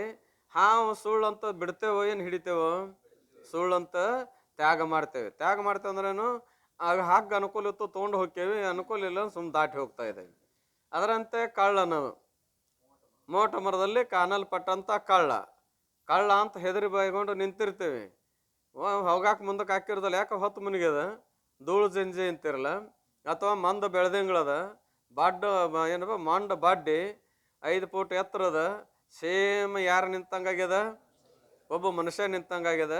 ಈ ಹೊತ್ನ್ಯಾಗ ದಾರ್ಯಾಗ ನಿಂತಾನಂದ್ರ ಇವ್ ದಾರಿ ಬಿಡಾಕ ನಿಂತಾನಂತೇಳಿ ಹೆದರಿ ಹೊಳ್ಳಿ ಹೊಂಟಿದ್ದ. ಒಬ್ಬ ಮಾತು ಬಂದ, ಯಾಕೋ ಎಲ್ಲಿಗೆ ಹೋಯ್ತಿ? ಹೊಲಕ್ಕೆ ಹೊಂಟಿದ್ ನೀವು ಮಾರಾಯ ಅಂದ. ಯಾಕೆ ಮತ್ತೆ ಯಾಕೆ ಹೊಳ್ಳಿದೆ? ನೋಡಲ್ಲಿ. ಎಲ್ಲಿ? ನೋಡಲ್ಲಿ ಅಂದ. ಯಾರಾಯ್ತನೋ ಮಾರಾಯ, ದಾರಿ ಬಿಡಾಕ ನಿಂತಾನ, ಹಿಂಗಾಗಿ ನಾ ಹೊಳ್ಳಿ ಹೊಂಟಿದ್ನಿ. ನಡಿ ಇಬ್ರದೇ ಏನು ಮಾಡ್ತಾನೆ ನೋಡೋಣ ಅಂತ ಅವಂಗೂ ಕಾಣಿಸ್ಲಿಲ್ಲ. ಇಬ್ರದೇ ನೋಡೋಣ ನಡಿ ಅಂತ ಮುಂದ್ಕತ್ ಬರೋದ್ರೊಳಗಾಗಿ ಇಬ್ಬರಿಗೂ ಜ್ಞಾನ ಆಯ್ತು. ಏನಂತ? ಮಾಂಡ ಬಡ್ಡಿ ಅಂತ ತಿಳ್ಕೊಂಡು. ಯಾವಾಗ ಮಾಂಡ ಬಡ್ಡಿ ಅಂತಾರ, ಮಾಂಡ ಬಡ್ಡಿ ಅಂತಾರ. ಅದು ಗುರುತಾಯ್ತು. ಅವಾಗ ಕಳ್ಳ ಏನಂತ ಹೇಳ್ತೇವೆ ನಾವು? ಸುಳ್ಳು ಅಂತ ತಿಳಿದು ತ್ಯಾಗ ಮಾಡ್ತೇವೋ ಏನು ಗ್ರಹಣ ಮಾಡ್ತೇವೋ? ಸುಳ್ಳು ಅಂದ್ರೂ ಗಿಡ ಅಂದ್ರು ಕಳ್ಳ ಆಗ್ಬಾರ್ದು ಯಾಕೋ ಅಂತಂತೇವನು? ಸಾಧ್ಯನೇ ಇಲ್ಲ. ಇಲ್ಲ ಅಂದ್ರೆ ಮರುಭೂಮಿ ಮೃಗಜಲ ಕರಿನ್ಯಾಯಿ, ಮರುಭೂಮಿಯಲ್ಲಿ ಹರಿಯಲ್ಪಟ್ಟಂತ ಯಾವ ರಣ ಬಿಸಿಲು ಹೊಡಿತಾ ಇದೆ ಅದಕ್ಕೇನಿತ್ತ ನಾವು ಮೃಗಜಲ ಅಂತೇವೆ. ಅದು ಚಿಗರಿ ಜಲ ಅಂತಾರ ಅದಕ್ಕೆ. ಈಗ ಹೆಂಗೆ ಹುಬ್ಬಳ್ಳಿಯಾಗ ಕೆಲವು ಬಸ್ಸಿಗೆ ಹೆಸರು ಅದಾವು, ಏನಂತ?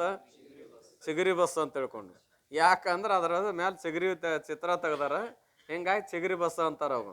ಯಾವ ಬಸ್ಸಿಗೆ ಬಂದೆ? ಚಿಗರಿ ಬಸ್ಸಿಗೆ ಬಂದೆ ಅಂತಾರೆ ಇದ್ರು. ಹಾಗ ಆ ನೀರಿಗೆ ಏನಂತ ಕರೀತಾರ? ಚಿಗರಿ ನೀರು ಅಂತಾರ. ಕಾರಣ ಏನು ಅಂದ್ರೆ ಚಿಗರಿ ನೀರಡಿಸಿ ನೀರಂತ ಭಾವಿಸಿ ಕುಡಿಯಾಕ ಓಡಿ ಓಡಿ ಹೋಗಿ ಪ್ರಾಣ ಕಳ್ಕೊಂತು. ಏನ್ ನೋಡಿ?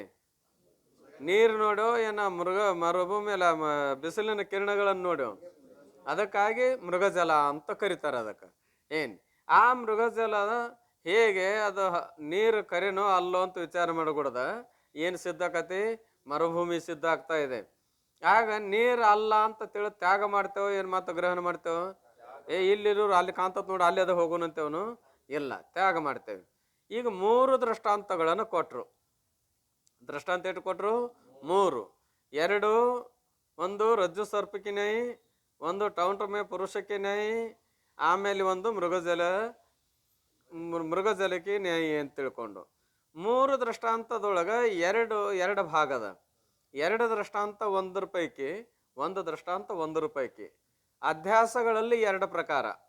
ಅರ್ಥಾಧ್ಯಾಸ, ಜ್ಞಾನಾಧ್ಯಾಸ ಅಲ್ರಿ. ಸೋಪಾಧಿಕ ಅಧ್ಯಾಸ, ನಿರುಪಾಧಿಕ ಅಧ್ಯಾಸ ಅಂತ ತಿಳ್ಕೊಂಡು. ನಿರುಪಾಧಿಕ ಅಧ್ಯಾಸ ಅಂದ್ರೆ ಅಧಿಷ್ಠಾನ ಜ್ಞಾನ ಸಮಕಾಲದಲ್ಲಿ ಯಾವುದು ನಿವೃತ್ತಿಯಾಗುವುದೋ ಅದಕ್ಕೆ ನಿರುಪಾಧಿಕ ಅಧ್ಯಾಸ ಅಂತಾರೆ. ಅಧಿಷ್ಠಾನ ಜ್ಞಾನ ಸಮಕಾಲದಲ್ಲಿ ಯಾವುದರ ನಿವೃತ್ತಿ ಆಗುವುದೋ ಅದಕ್ಕೆ ನಿರುಪಾಧಿಕ ಅಧ್ಯಾಸ ಅಂತಾರೆ. ಅಧಿಷ್ಠಾನ ಜ್ಞಾನ ಸಮಕಾಲದಲ್ಲಿ ಬಾಧವಾದರೂ ಪುನಃ ಯಾವುದು ಪ್ರತೀತಿ ಆಗುತ್ತಿರುವುದೋ ಅದಕ್ಕೇನನ್ನಬೇಕು? ಸೋಪಾಧಿಕ ಅಧ್ಯಾಸ. ಈಗ ಅಧಿಷ್ಠಾನ ರಜ್ಜು ಜ್ಞಾನ ಕಾಲದಲ್ಲಿ ಸರ್ಪದ ನಿವೃತ್ತಿ ಆಗುದಿಲ್ಲೋ? ನಿವೃತ್ತಿ ಆಕತಿ, ಪುನಃ ಪ್ರತೀತಿ ಆಗ್ತದನು? ಇಲ್ಲ. ಮೋಟ ಮರದಲ್ಲಿ ಕಾಣಲ್ಪಟ್ಟಂತ ಕಳ್ಳನ ನಿವೃತ್ತಿ, ಅಧಿಷ್ಠಾನವಾದ ಮೋಟ ಮರ ಜ್ಞಾನ ಅದಕ್ಕೆ ನಿವೃತ್ತಿ ಆಕತಿ, ಪುನಃ ತೋರ್ತದನು? ಇಲ್ಲ. ಅದಕ್ಕೆ ನಿರುಪಾಧಿಕ ಅಂತಾರ. ಅದಕ್ಕೆ ಯಾವ ಅಧ್ಯಾಸ ಅಂತಾರ? ನಿರುಪಾಧಿಕ ಅಧ್ಯಾಸ. ಇನ್ನು ಮರುಭೂಮಿಯಲ್ಲಿ ತೋರಲ್ಪಟ್ಟಂತ ಜಲ ಮಿಥ್ಯಾ ಅಂತ ತಿಳಿದ್ರೂ ಕೂಡ, ಮರುಭೂಮಿಯ ಜ್ಞಾನ ಮೂಲಕ ಮಿಥ್ಯಾ ಅಂತ ತಿಳಿದ್ರೂ ಕೂಡ ಪುನಃ ಏನಕತಿ ಪ್ರತೀತಿ ಆಗ್ತಾ ಇದೆ. ಅದಕ್ಕಾಗಿ ಇದನ್ನೇನಂತ ಕರೆದಾರ? ಸೋಪಾಧಿಕ ಅಧ್ಯಾಸ ಅಂತಾರೆ. ಹೀಗೆ 3 ದೃಷ್ಟಾಂತಗಳನ್ನು ಕೊಟ್ಟಾರ. ಅದೇ 6ನೇ ಕಲಾದೊಳಗೆ 8 ದೃಷ್ಟಾಂತ ಕೊಟ್ಟಾರ. ಶಕ್ತಿ ರಜತ ಒಂದು ಹಿಡ್ಕೊಂಡು ಮುಂದೆ 7 ದೃಷ್ಟಾಂತಗಳನ್ನು ಕೊಟ್ಟು 8 ಹೇಳಿದ್ದಾರೆ. ಅದರಾಗೂ 4 ಸೋಪಾಧಿಕ, 4 ನಿರುಪಾಧಿಕ ದೃಷ್ಟಾಂತಗಳದಾವು. ಇನ್ನು ಇವನ್ನ ಯಾಕೆ ಹೇಳ್ಬೇಕಾಯ್ತು ಅಂತ ಕೇಳಿದ್ರೆ, ಅಧಿಷ್ಠಾನ ಬ್ರಹ್ಮಜ್ಞಾನ ಆದ ಮೇಲೆ ಅಜ್ಞಾನದ ನಿವೃತ್ತಿ ಆಯಿತು.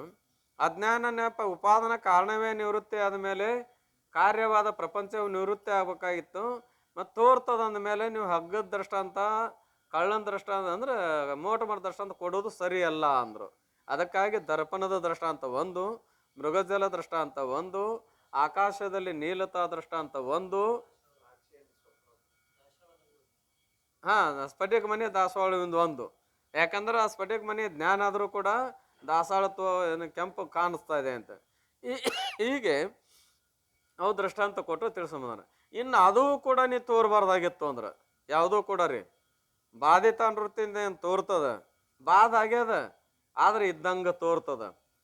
ಐತೋ ಇದ್ದಂಗ ತೋರ್ತದ, ಇದ್ದಂಗ ತೋರ್ತದ. ಭರ್ಜಿತ ಬೀಜಕ್ಕಿನ ಈ ಸುಟ್ಟ ಬೀಜದಂತೆ, ಇಲ್ಲ ಸುಟ್ಟ ಕಾಗದದಂತೆ. ಇವೇನು ಓದೋ ಪೇಪರ್ ಅದಾವಲ್ರಿ, ದಿನಪತ್ರಿಕೆ ಅಂತೇವಿ, ಅದನ್ನು ತೊಗೊಂಡು ಅದಕ್ಕೊಂದು ಏನಪ್ಪ ಅಂದ್ರೆ ಉರಿ ಹೆಚ್ಚಿಡುದು, ಅದನ್ನು ಮುಟ್ಟಬಾರ್ದು. ಹೊಳ್ಳಿ ಉರಿ ಹೆಚ್ಚಿಡುದು, ಸುಟ್ಟಿರ್ತದ. ಆದ್ರೆ ಅದು ಉದುರಿ ಬೀಳು ಮಠನೂ ಅದ್ರಾಗ ಅಕ್ಷರ ಕಾಣ್ತಿರ್ತಾವ, ಓದಾಕ್ ಬರ್ತಾವ್ರಿ. ಬಾದಾಗಿಲ್ಲನು ಬಾದಾಗ್ಯದ, ಪುನಃ ತೋರುದಿಲ್ಲನು ತೋರ್ತದ. ನೀವು ಇಲ್ಲೇ ಬೇಸೈತೆ ದೊಡ್ಡದ ಇದ್ರ ನೋಡಿ ಒಟ್ಟು ಉಪ್ಪಿಟ್ಟು ಹಾಕೊಂಡು ತಿನ್ನೋನಂದ್ರೆ ಬರ್ತದನು? ಇಲ್ಲ. ಅದಕ್ಕೆ ಪ್ರಸಿದ್ಧವಾದ ದೃಷ್ಟಾಂತ ಯಾವುದು ಅಂದ್ರೆ ಅರ್ಜುನ ಮತ್ತು ಕೃಷ್ಣ ಪರಮಾತ್ಮರದು.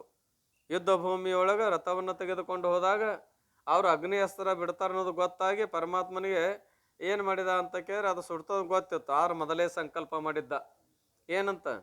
ಜೀವಕ ತೀವ್ರಹೇ, ಹೋಗಿ ಯುದ್ಧ ಮಾಡಿ ಹೊಳ್ಳಿ ಮರಳಿ ಸ್ಥಾನಕ್ಕೆ ಬರೋಮಟ ಇದ್ದಕ್ಕಿದ್ದಂಗಿರ್ಬೇಕು ಅಂತ ಸಂಕಲ್ಪ ಮಾಡಿದ್ದ. ಯಾವಾಗ ಅವರು ಅಸ್ತ್ರ ಬಿಟ್ಟಿದ್ರು ಆಗ ಎಲ್ಲ ರಥ ಕುದುರೆ ಹೊಯ್ನ ಎಲ್ಲ ಸುಟ್ಟಿದ್ದು. ಏನು ಹಳ್ಳಿ ಬಂದು ಪರಮಾತ್ಮ ಏನು ಮಾಡ್ತಿದ್ದ ಅಂದ್ರೆ ದಿನ ತಾ ಇಳಿದು ಅರ್ಜುನ ಇಳಿಸ್ಕೊಂತಿದ್ದ. ರಥದಾಗಿಂದ ತಾ ಇಳಿದು ಅವ್ನು ಇಳಿಸ್ಕೊಳವ, ಸಣ್ಣ ಹುಡ್ರನ್ನ ಇಳಿಸ್ಕೊಂಡಂಗ. ಆವತ್ತಿನ ದಿವಸ ಏನು ಮಾಡಿದ ಅಂತ ಕರೆ ಅರ್ಜುನ ಇಳಿದೌಡಂದ. ಅಂದ್ಕೊಳ್ಳೆ ಅರ್ಜುನ ಸುಮ್ಮನೆ ಇಳಿಬೇಕಿಲ್ಲ. ಆಮೇನಂದ, ದಿನ ಇಳಿಸ್ಕೊಂತಿದ್ದಿ, ಇವತ್ತ್ಯಾಕೆ ಹಿಂಗ? ಇಳಿ ನೀ ಮೊದಲ ಇಳಿಸ್ಕೋ ಅಂತವ. ಮೊದಲು ಇಳಿ ಅಂತ ಅವರು ಕಡೆಗೆ ಇಳದ ಪರಮಾತ್ಮ ತೆಳಗೆ ಹೆಜ್ಜಿಡೋದು ಅಷ್ಟೇ ತಡ ಭಸ್ಮವಾಗಿ ಬಿತ್ತು. ಅಂದ್ರೆ ಸುಟ್ಟು ಬುದಿನಾಗಿತ್ತು. ಅಲ್ಲಿಂದ ಇಲ್ಲಿಗೆ ಹೊಳ್ಳಿ ರಥ ಕುದುರೆ ಬರೋ ಮಟ ಇದ್ದಕ್ಕಿದ್ದಂಗ ಇದ್ದೋ ಎಲ್ಲೋ ಇದ್ದು. ಹೊಳ್ಳಿ ಮರದಿವ್ಸ ಇದ್ದಕ್ಕೆ ತೊಗೊಂಡು ಹೋಗಕ್ಕೆ ಬರ್ತಾವನು ಅಂದ್ರೆ ಬಾಧಿತ ಆಗಿಲ್ಲೋ? ಬಾಧಿತ ಆಗಿ ಪುನಃ ತೋರ್ತಾ ಇದ್ವಲ್ಲ, ಇದಕ್ಕೆ ಬಾಧಿತ ಅನುವೃತ್ತಿ ಅಂತಾರೆ. ಬಾಧಿತ ಅಂದ್ರೆ ಸುಳ್ಳಾಗೋದು, ಮಿಥ್ಯೆ ಆಗ್ಯದ. ಅನುವೃತ್ತಿ ಪುನಃ ತೋರುವುದಕ್ಕೆ ಬಾಧಿತ ಅನುವೃತ್ತಿ ಅಂತಾರೆ. ಹಾಗೆ ಆ ಕಾಗದವು ಕೂಡ ಸುಟ್ಟಿರ್ತಾ ಇದೆ, ಅಕ್ಷರ ಓದಾಕ ಬರ್ತಾವ ಕರೆ, ಆದ್ರೆ ಏನ್ ಮಾಡಕ್ ಬರುದಿಲ್ಲ, ವ್ಯವಹಾರಕ್ಕೆ ಬರುದಿಲ್ಲ. ಇದಕ್ಕೆ ಬಾಧಿತ ಅನುವೃತ್ತಿ ಅಂತಾರೆ. ಹಾಗೆ ಮರುಭೂಮಿಯಲ್ಲಿ ನೀರು ನೋಡೋದು ಸುಳ್ಳಂತ ತಿಳಿದ್ರೂ ಕೂಡ ಪುನಃ ನೀರಿನಂಗೆ ಕಾಣ್ತದ. ನೀರಂತ ಸತ್ಯತ್ವ ಬುದ್ಧಿ ಬರ್ತದನು? ಇಲ್ಲ. ನೀರಿನಂತೆ ಭಾಸಾಕತೆ, ಆದ್ರೆ ನೀರು ಅಲ್ಲ. ಹಾಗೆ ಜಗತ್ತು ಕೂಡ ಬ್ರಹ್ಮಜ್ಞಾನಿಗೆ ಬಾಧಿತವಾದ ಮೇಲೆ ಏನು ಇದ್ದಂಗ ತೋರ್ತದ, ಆದರೆ ಇರುವುದಿಲ್ಲ. ಇದೂ ಕೂಡ ತೋರಬಾರ್ದಪ್ಪ ಅಂತಂದ್ರೆ ಒಂದು ಕೆಲಸ ಮಾಡು ಅಂದ್ರು. ಸಮಾಧಿ ಅಭ್ಯಾಸಕರ ಏನು ಮಾಡು? ಸಮಾಧಿ ಅಭ್ಯಾಸವನ್ನು ಮಾಡು, ಅದು ಕೂಡ ನಿನಗೇನಾಗೋದಿಲ್ಲ ಅಂದ್ರೆ ತೋರುವುದಿಲ್ಲ. ಸಮಾಧಿ ಅಭ್ಯಾಸ ಮಾಡುವ ಜೀವನ್ಮುಕ್ತ ಸ್ಥಿತಿ ಆಗಿದ್ದಾಗೋ ಏನು ದೇಹ ಹೋದ್ಮೇಲೋ? ಜೀವನ್ಮುಕ್ತ ಸ್ಥಿತಿ ಇದ್ದಾಗನ ಅದನ್ನು ಅಭ್ಯಾಸ ಮಾಡಿದೆ ಅಂದರೆ ಅದು ಕೂಡ ತೋರುದಿಲ್ಲ ಅಂತ ಹೇಳಿದ್ದಾರೆ. ಅದಕ್ಕೆ ಏನಂದ್ರೆ ಈ ಶರೀರ ವಿಚಾರ ಪ್ರಯೋಜನವೂ ಆಗಿರುತ್ತೆ. ಶರೀರದ ವಿಚಾರ ಮಾಡಿದ್ರ ಪ್ರಯೋಜನ ಏನಪ್ಪಾ ಅಂತ ಕೇರೆ, ನಾನು ಸತ್ತ ಚಿತ್ತ ಆನಂದ ಸ್ವರೂಪನಾಗಿದ್ದೇನೆ. ನಾನು ಈ ಜಡ ದೃಶ್ಯ ರೂಪವುಳ್ಳಂಥ ಶರೀರವು ನಾನು ಅಲ್ಲ, ನನ್ನದೂ ಅಲ್ಲ ಅಂತ ಹಿಂಗೇನಾಗ್ತಾ ಇದೆ ಅಂದರೆ ನಿಶ್ಚಯವಾಗ್ತಾ ಇದೆ. ಇಷ್ಟಾಯಿತು ಅಂದ್ರೆ ಈ ನಿಶ್ಚಯದಿಂದ ಏನಾತ್ರಿ? ಈ ನಿಶ್ಚಯದಿಂದ ಅಂತ ಕೇಳಿದ್ರೆ ಜನ್ಮಾದಿ ದುಃಖ ನಿವೃತ್ತಿ ಸುಖ ಪ್ರಾಪ್ತಿಯೇ ಮುಖ್ಯ ಫಲವು. ಈ ಕೆಲಸ ಮಾಡೋದ್ರ ಏನು ಲಾಭ ರೀ ಅಂದ್ರೆ ಈ ಲಾಭದಂಥ ಲಾಭ ಜಗತ್ತಿನೊಳಗೆ ಯಾವುದೂ ಇಲ್ಲೇ ಇಲ್ಲ. ಏನದ ರೀ? ಆತ್ಮ ಲಾಭಾತ್ ಪರಂ ನ ವಿದ್ಯತೆ. ಆತ್ಮ ಲಾಭದಕ್ಕಿಂತಲೂ ಬೇರೆ ಇನ್ನೊಂದು ಯಾವ್ದಾದ್ರು ಐತೇನು ಅಂತ ಕೇಳಿದ್ರೆ ಇಲ್ಲ. ಇವೆಲ್ಲ ಲಾಭ ಲಕ್ಷಾನದೊಳಗಿನ ಲಾಭ ಇವು. ಯಾವ್ರಿ? ಈ ವರ್ಷ ಏನ್ ಬಿಡ್ರಿ, ಮಳಿನೂ ಹಂಗ ಆಗಿದ್ದಿಲ್ಲ ಖರೆ, ಆದ್ರೂ ದೊಡ್ಡ ಲಾಭ ರೀ ಅಂತೆಲ್ಲ. ಇದು ಲಕ್ಷಾನದೊಳಗಿನ ಲಾಭ ಏನ್ ಲಾಭವು? ಹಾ, ಮತ್ತ ಲಕ್ಷಾನ ಆಕತ್ತಲ್ಲ, ಲಕ್ಷಾನದೊಳಗಿನ ಲಕ್ಷಾನೋ ಏನ ಕರೆ ಹೊರಗಿನ ಲಕ್ಷಾನ ಆಯ್ತು. ಆದ್ರೆ ನಿಜವಾದ ಲಾಭ ಯಾವುದು ಅಂದ್ರೆ ಪರಬ್ರಹ್ಮ ಸ್ವರೂಪವೇ ನಾನಿದ್ದೇನೆ. ಮತ್ತ ನಿಜವಾದ ಲಕ್ಷಾನ ಯಾವುದು ಅಂದ್ರೆ ಈ ದೇಹವೇ ನಾನಂತ ತಿಳ್ಕೊಳ್ಳುವಂತ ಲಕ್ಷಾನ ಏನಂತ ಕೇಳಿದ್ರೆ ಯಾವುದೂ ಇಲ್ಲ. ಇದರ ಬಗ್ಗೆ ಹೇಳಿದಾರೆ. ಒಮ್ಮೆ ಈ ದೇಹಕ್ಕೆ ನಾನು ಅಂದ್ವಿ ಅಂದ್ರ ಏನಾಗ್ತದಪ್ಪ ಅಂದ್ರ ನತದ್ಗೋವದ ಕೋಟಿ ಬಿಹಿ. ಈ ದೇಹಕ್ಕೆ ಒಮ್ಮೆ ನಾ ಅಂದ್ರ 1 ಕೋಟಿ ಆಕಳಗಳನ್ನ ಕೊಂದ್ರೆ ಎಷ್ಟು ಪಾಪ ಬರ್ತದೆ ಅಷ್ಟೇ ಅಲ್ಲ, ಅದ್ರ 10 ಪಟ್ಟು ಪಾಪ ಬರ್ತದ. ಎಷ್ಟು ಸಲ ಅಂದ್ರೆ ಒಮ್ಮೆ ಅಂದ್ರ ಎಷ್ಟು ಸಲ ಅಂದೇವ್ರಿ ನಾವು? ಲೆಕ್ಕ ಈ ಉಳಿದ ಜನ್ಮದ ಹೋಲಿ ಬಿಡ್ರಿ. ಇದೇ ಜನ್ಮದಾಗ ಎಷ್ಟು ಸಲ ಬೇಡ, ಈ ಹುಟ್ಟಿದಾಗಿನಿಂದ ಬೇಡ, ಒಂದೇ ದಿನದೊಳಗೆ ಎಷ್ಟು ಸಲ ಇದಕ್ಕೆ ನಾನು ಅಂತೇವಿ ಅಂದ್ರೆ ಒಮ್ಮೆ ನಾನಂದ್ರೆ ಕೋಟಿ ಆಕಳಕ್ಕೆ ಒಂದಷ್ಟು ಪಾಪ ಬರ್ತದಂದ್ರೆ ನಾವು ಎಷ್ಟು ಪಾಪ ಮಾಡ್ದಂಗೆ ಆಕತಿ ಅಂತ ಕೇಳಿದ್ರೆ ಹೇಳಕ್ಕಾಗ್ತದನು? ಮತ್ತು ಈ ಲಕ್ಷಾನದ ಮುಂದೆ ಲಕ್ಷಾನ ಇನ್ನೊಂದು ಯಾವ್ದಾರು ಐತೇನು ಅಂದ್ರೆ ಯಾವುದೂ ಇಲ್ಲ. ಅದಕ್ಕಾಗಿ ಏನು ಅಂದ್ರೆ ಆತ್ಮಾಹಂ ಏನಪ್ಪ ಅಂದ್ರೆ ಆತ್ಮ ಲಾಭಾತ್ ಪರಂನ ಲಾಭ. ಆತ್ಮ ಲಾಭದಕ್ಕಿಂತಲೂ ಶ್ರೇಷ್ಠವಾದ ಲಾಭ ಯಾವುದೂ ಇಲ್ಲ. ಅದಕ್ಕಾಗಿ ಅವ್ರಂತಾರ ಏನು ಜನ್ಮಾದಿ ದುಃಖ ನಿವೃತ್ತಿ ಸುಖ ಪ್ರಾಪ್ತಿ. ಮುಖ್ಯ ಫಲವು ಈ ಶರೀರದ ಸಂಬಂಧಗಳಾದ ತತ್ವಗಳ ವಿಚಾರವನ್ನು ವಿಚಾರ ಚಂದ್ರೋದಯ ಗ್ರಂಥದಲ್ಲಿ ಚೆನ್ನಾಗಿ ವಿಸ್ತಾರಪೂರ್ವಕ ಪ್ರತಿಪಾದಿಸುತ್ತಾನೆ. ಏನ್ರಿ ಚಂದ್ರೋದಯ ಅಂದಕೂಲೆ ಭಾಳ ಮಂದಿ ಒಂದಷ್ಟೇ ಹೆಚ್ಚು ಕಡಿಮೆ ಅಭ್ಯಾಸ ಮಾಡ್ಲಾರ್ದವ್ರಲ್ಲ, ಅಭ್ಯಾಸ ಮಾಡಿದವರು ಇದ್ರೂ ಕೂಡ ಚಂದ್ರೋದಯ ಇಟ್ಟೈತಳ ನಿನ್ನ ಎಲ್ಲ ಬೇರು ಸೋಸಿ ತೆಗ್ದದು. ಯಾವ್ದ್ರಿ? ಇಟ್ಟೈತದ್ದು ಏನು ಮಾಡಿದಪ್ಪ ಅಂತ ಕೇಳಿದ್ರೆ ನಮ್ಮ ಪರಿಸ್ಥಿತಿ ಏನು ಅನ್ನೋದು ಅಷ್ಟೂ ಏನಪ್ಪ ಅಂದ್ರೆ ಅಂತಿರ್ತಾರೆ ನೋಡ್ರಿ. ನಿನ್ನು ಏನಪ್ಪ ಅಂದ್ರೆ ಎಲ್ಲ ಅಡ್ಬೇರು ಸೋಸಿ ತೆಗ್ದನಣ ಅಂತಿರ್ತಾರ. ಏನ್ರಿ? ಹಾಗ ಎಲ್ಲವನ್ನು ಸೋಸಿ ವಿಚಾರ ಮಾಡಿ ತಿಳಿಸಿರ್ತಕ್ಕಂಥ ವಿಚಾರ ಚಂದ್ರೋದಯ ಅಂದ್ರೆ ನಾವೇನೋ ಸಣ್ಣ ಗ್ರಂಥ, ಅದೇನು ದೊಡ್ಡದು ಅಂತ ತಿಳ್ಕೊಂಡೇವಿ. ಮಹಾನ ಗ್ರಂಥದು. ಆ ಗ್ರಂಥ ಒಂದು ಸರಿಯಾಗಿ ನಮ್ಮ ಜೀವನದಲ್ಲಿ ಅನುಭವಕ್ಕೆ ತಗೊಂಡ್ವಿ ಅಂದ್ರೆ ಆನಂದದಿಂದ ಇರಕ್ಕೆ ಸಾಧ್ಯದ. ಮುಂದೆ ಏನೇ ಅವಲೋಕನ ಮಾಡಿದರೂ ಕೂಡ ಅದರ ತಳಹದಿ ಮೇಲೆ ಏರ್ಕೊಂತ ಹೋಗಾಕ ಬರ್ತಾ ಇದೆ ಭಾಳ. ಅದೇ ಮತ್ತೆ ಈಗ ಮಹಾತ್ಮರು ಕುಂತ್ಕೊಂಡು ಅದರ ಒಂದು ಏನಪ್ಪ ಅಂದ್ರೆ ಪ್ರಮಾಣ ಕೊಡಬೇಕಾಗಿತ್ತು ಅಂದ್ರೆ ಸುಲಭ ಇಲ್ಲ. ಅಪ್ಪವ್ರು ಎಲ್ಲ ಅನುಭವ ಸಾರ ಹಿಡ್ಕೊಂಡು ಪರಮಾನುಭವದೇ ಇವು ಜ್ಞಾನ ಎಲ್ಲದರಲ್ಲಿ ಆ ಪ್ರಕ್ರಿಯೆ ಗ್ರಂಥದ್ದ ಏನು ಮಾಡ್ಯಾರಪ್ಪ ಅಂದ್ರೆ ವಿಶೇಷವಾಗಿ ಪ್ರಮಾಣ ಕೊಟ್ಟು ಹೇಳಿದಾರೆ. ಈ ವಿಷಯ ಬೇಕಾರೆ ಪ್ರಭಾಕರ ನೋಡ್ಕೋರಿ, ಈ ವಿಷಯ ಬೇಕಾದ್ರೆ ವಿಚಾರ ಸಾಗರದ ಹೇಳಿದ ನೋಡ್ಕೋರಿ. ಹಿಂಗೆಲ್ಲ ಹೇಳಬೇಕಾಗಿತ್ತು ಅಂದ್ರೆ ಅಷ್ಟು ಸಾಮಾನ್ಯ ಅಲ್ಲ. ಏನ್ರಿ? ಅದಕ್ಕಾಗಿ ಚಂದ್ರೋದಲ್ಲಿ ಹೇಳ್ಯದ ಅಲ್ಲಿ ಬೇಕಾದ್ರೆ ವಿಸ್ತಾರಪೂರ್ವಕ ಬರುತ್ತೆ ಅಂದ್ರೆ 3 ದೇಹಗಳಿಗೆ ನಾನು ದ್ರಷ್ಟ ಆಗಿದ್ದೇನೆ, 5 ಕೋಶಗಳಿಗೆ ಅತೀತನಾಗಿದ್ದೇನೆ, 3 ಅವಸ್ಥೆಗಳಿಗೆ ಸಾಕ್ಷಿಯಾಗಿದ್ದೇನೆ, ಅಲ್ಲಿ ನೋಡ್ಕೋರಿ ಅಂತ ತಿಳ್ಕೊಂಡು ಹೇಳ್ತಾರೆ. ನೋಡಿ ತಿಳ್ಕೊಳ್ತಕ್ಕದ್ದು. ಬಳಿಕ ಎಲೈ ಶಿಷ್ಯನೇ, ನಿನ್ನಲ್ಲಿ ತೋರುತ್ತಿರುವ ಆತ್ಮ ನಾನತ್ವವಾದರೂ ಉಪಾಧಿ ನಾನತ್ವದಿಂದಲೇ ಹೊರತು ವಾಸ್ತವಿಕ ಅಲ್ಲ ಎಂಬುದನ್ನು ಈ ಶ್ಲೋಕದಿಂದ 5ರಿಂದ ಹೇಳ್ತಾರೆ ಅಂತಾರೆ.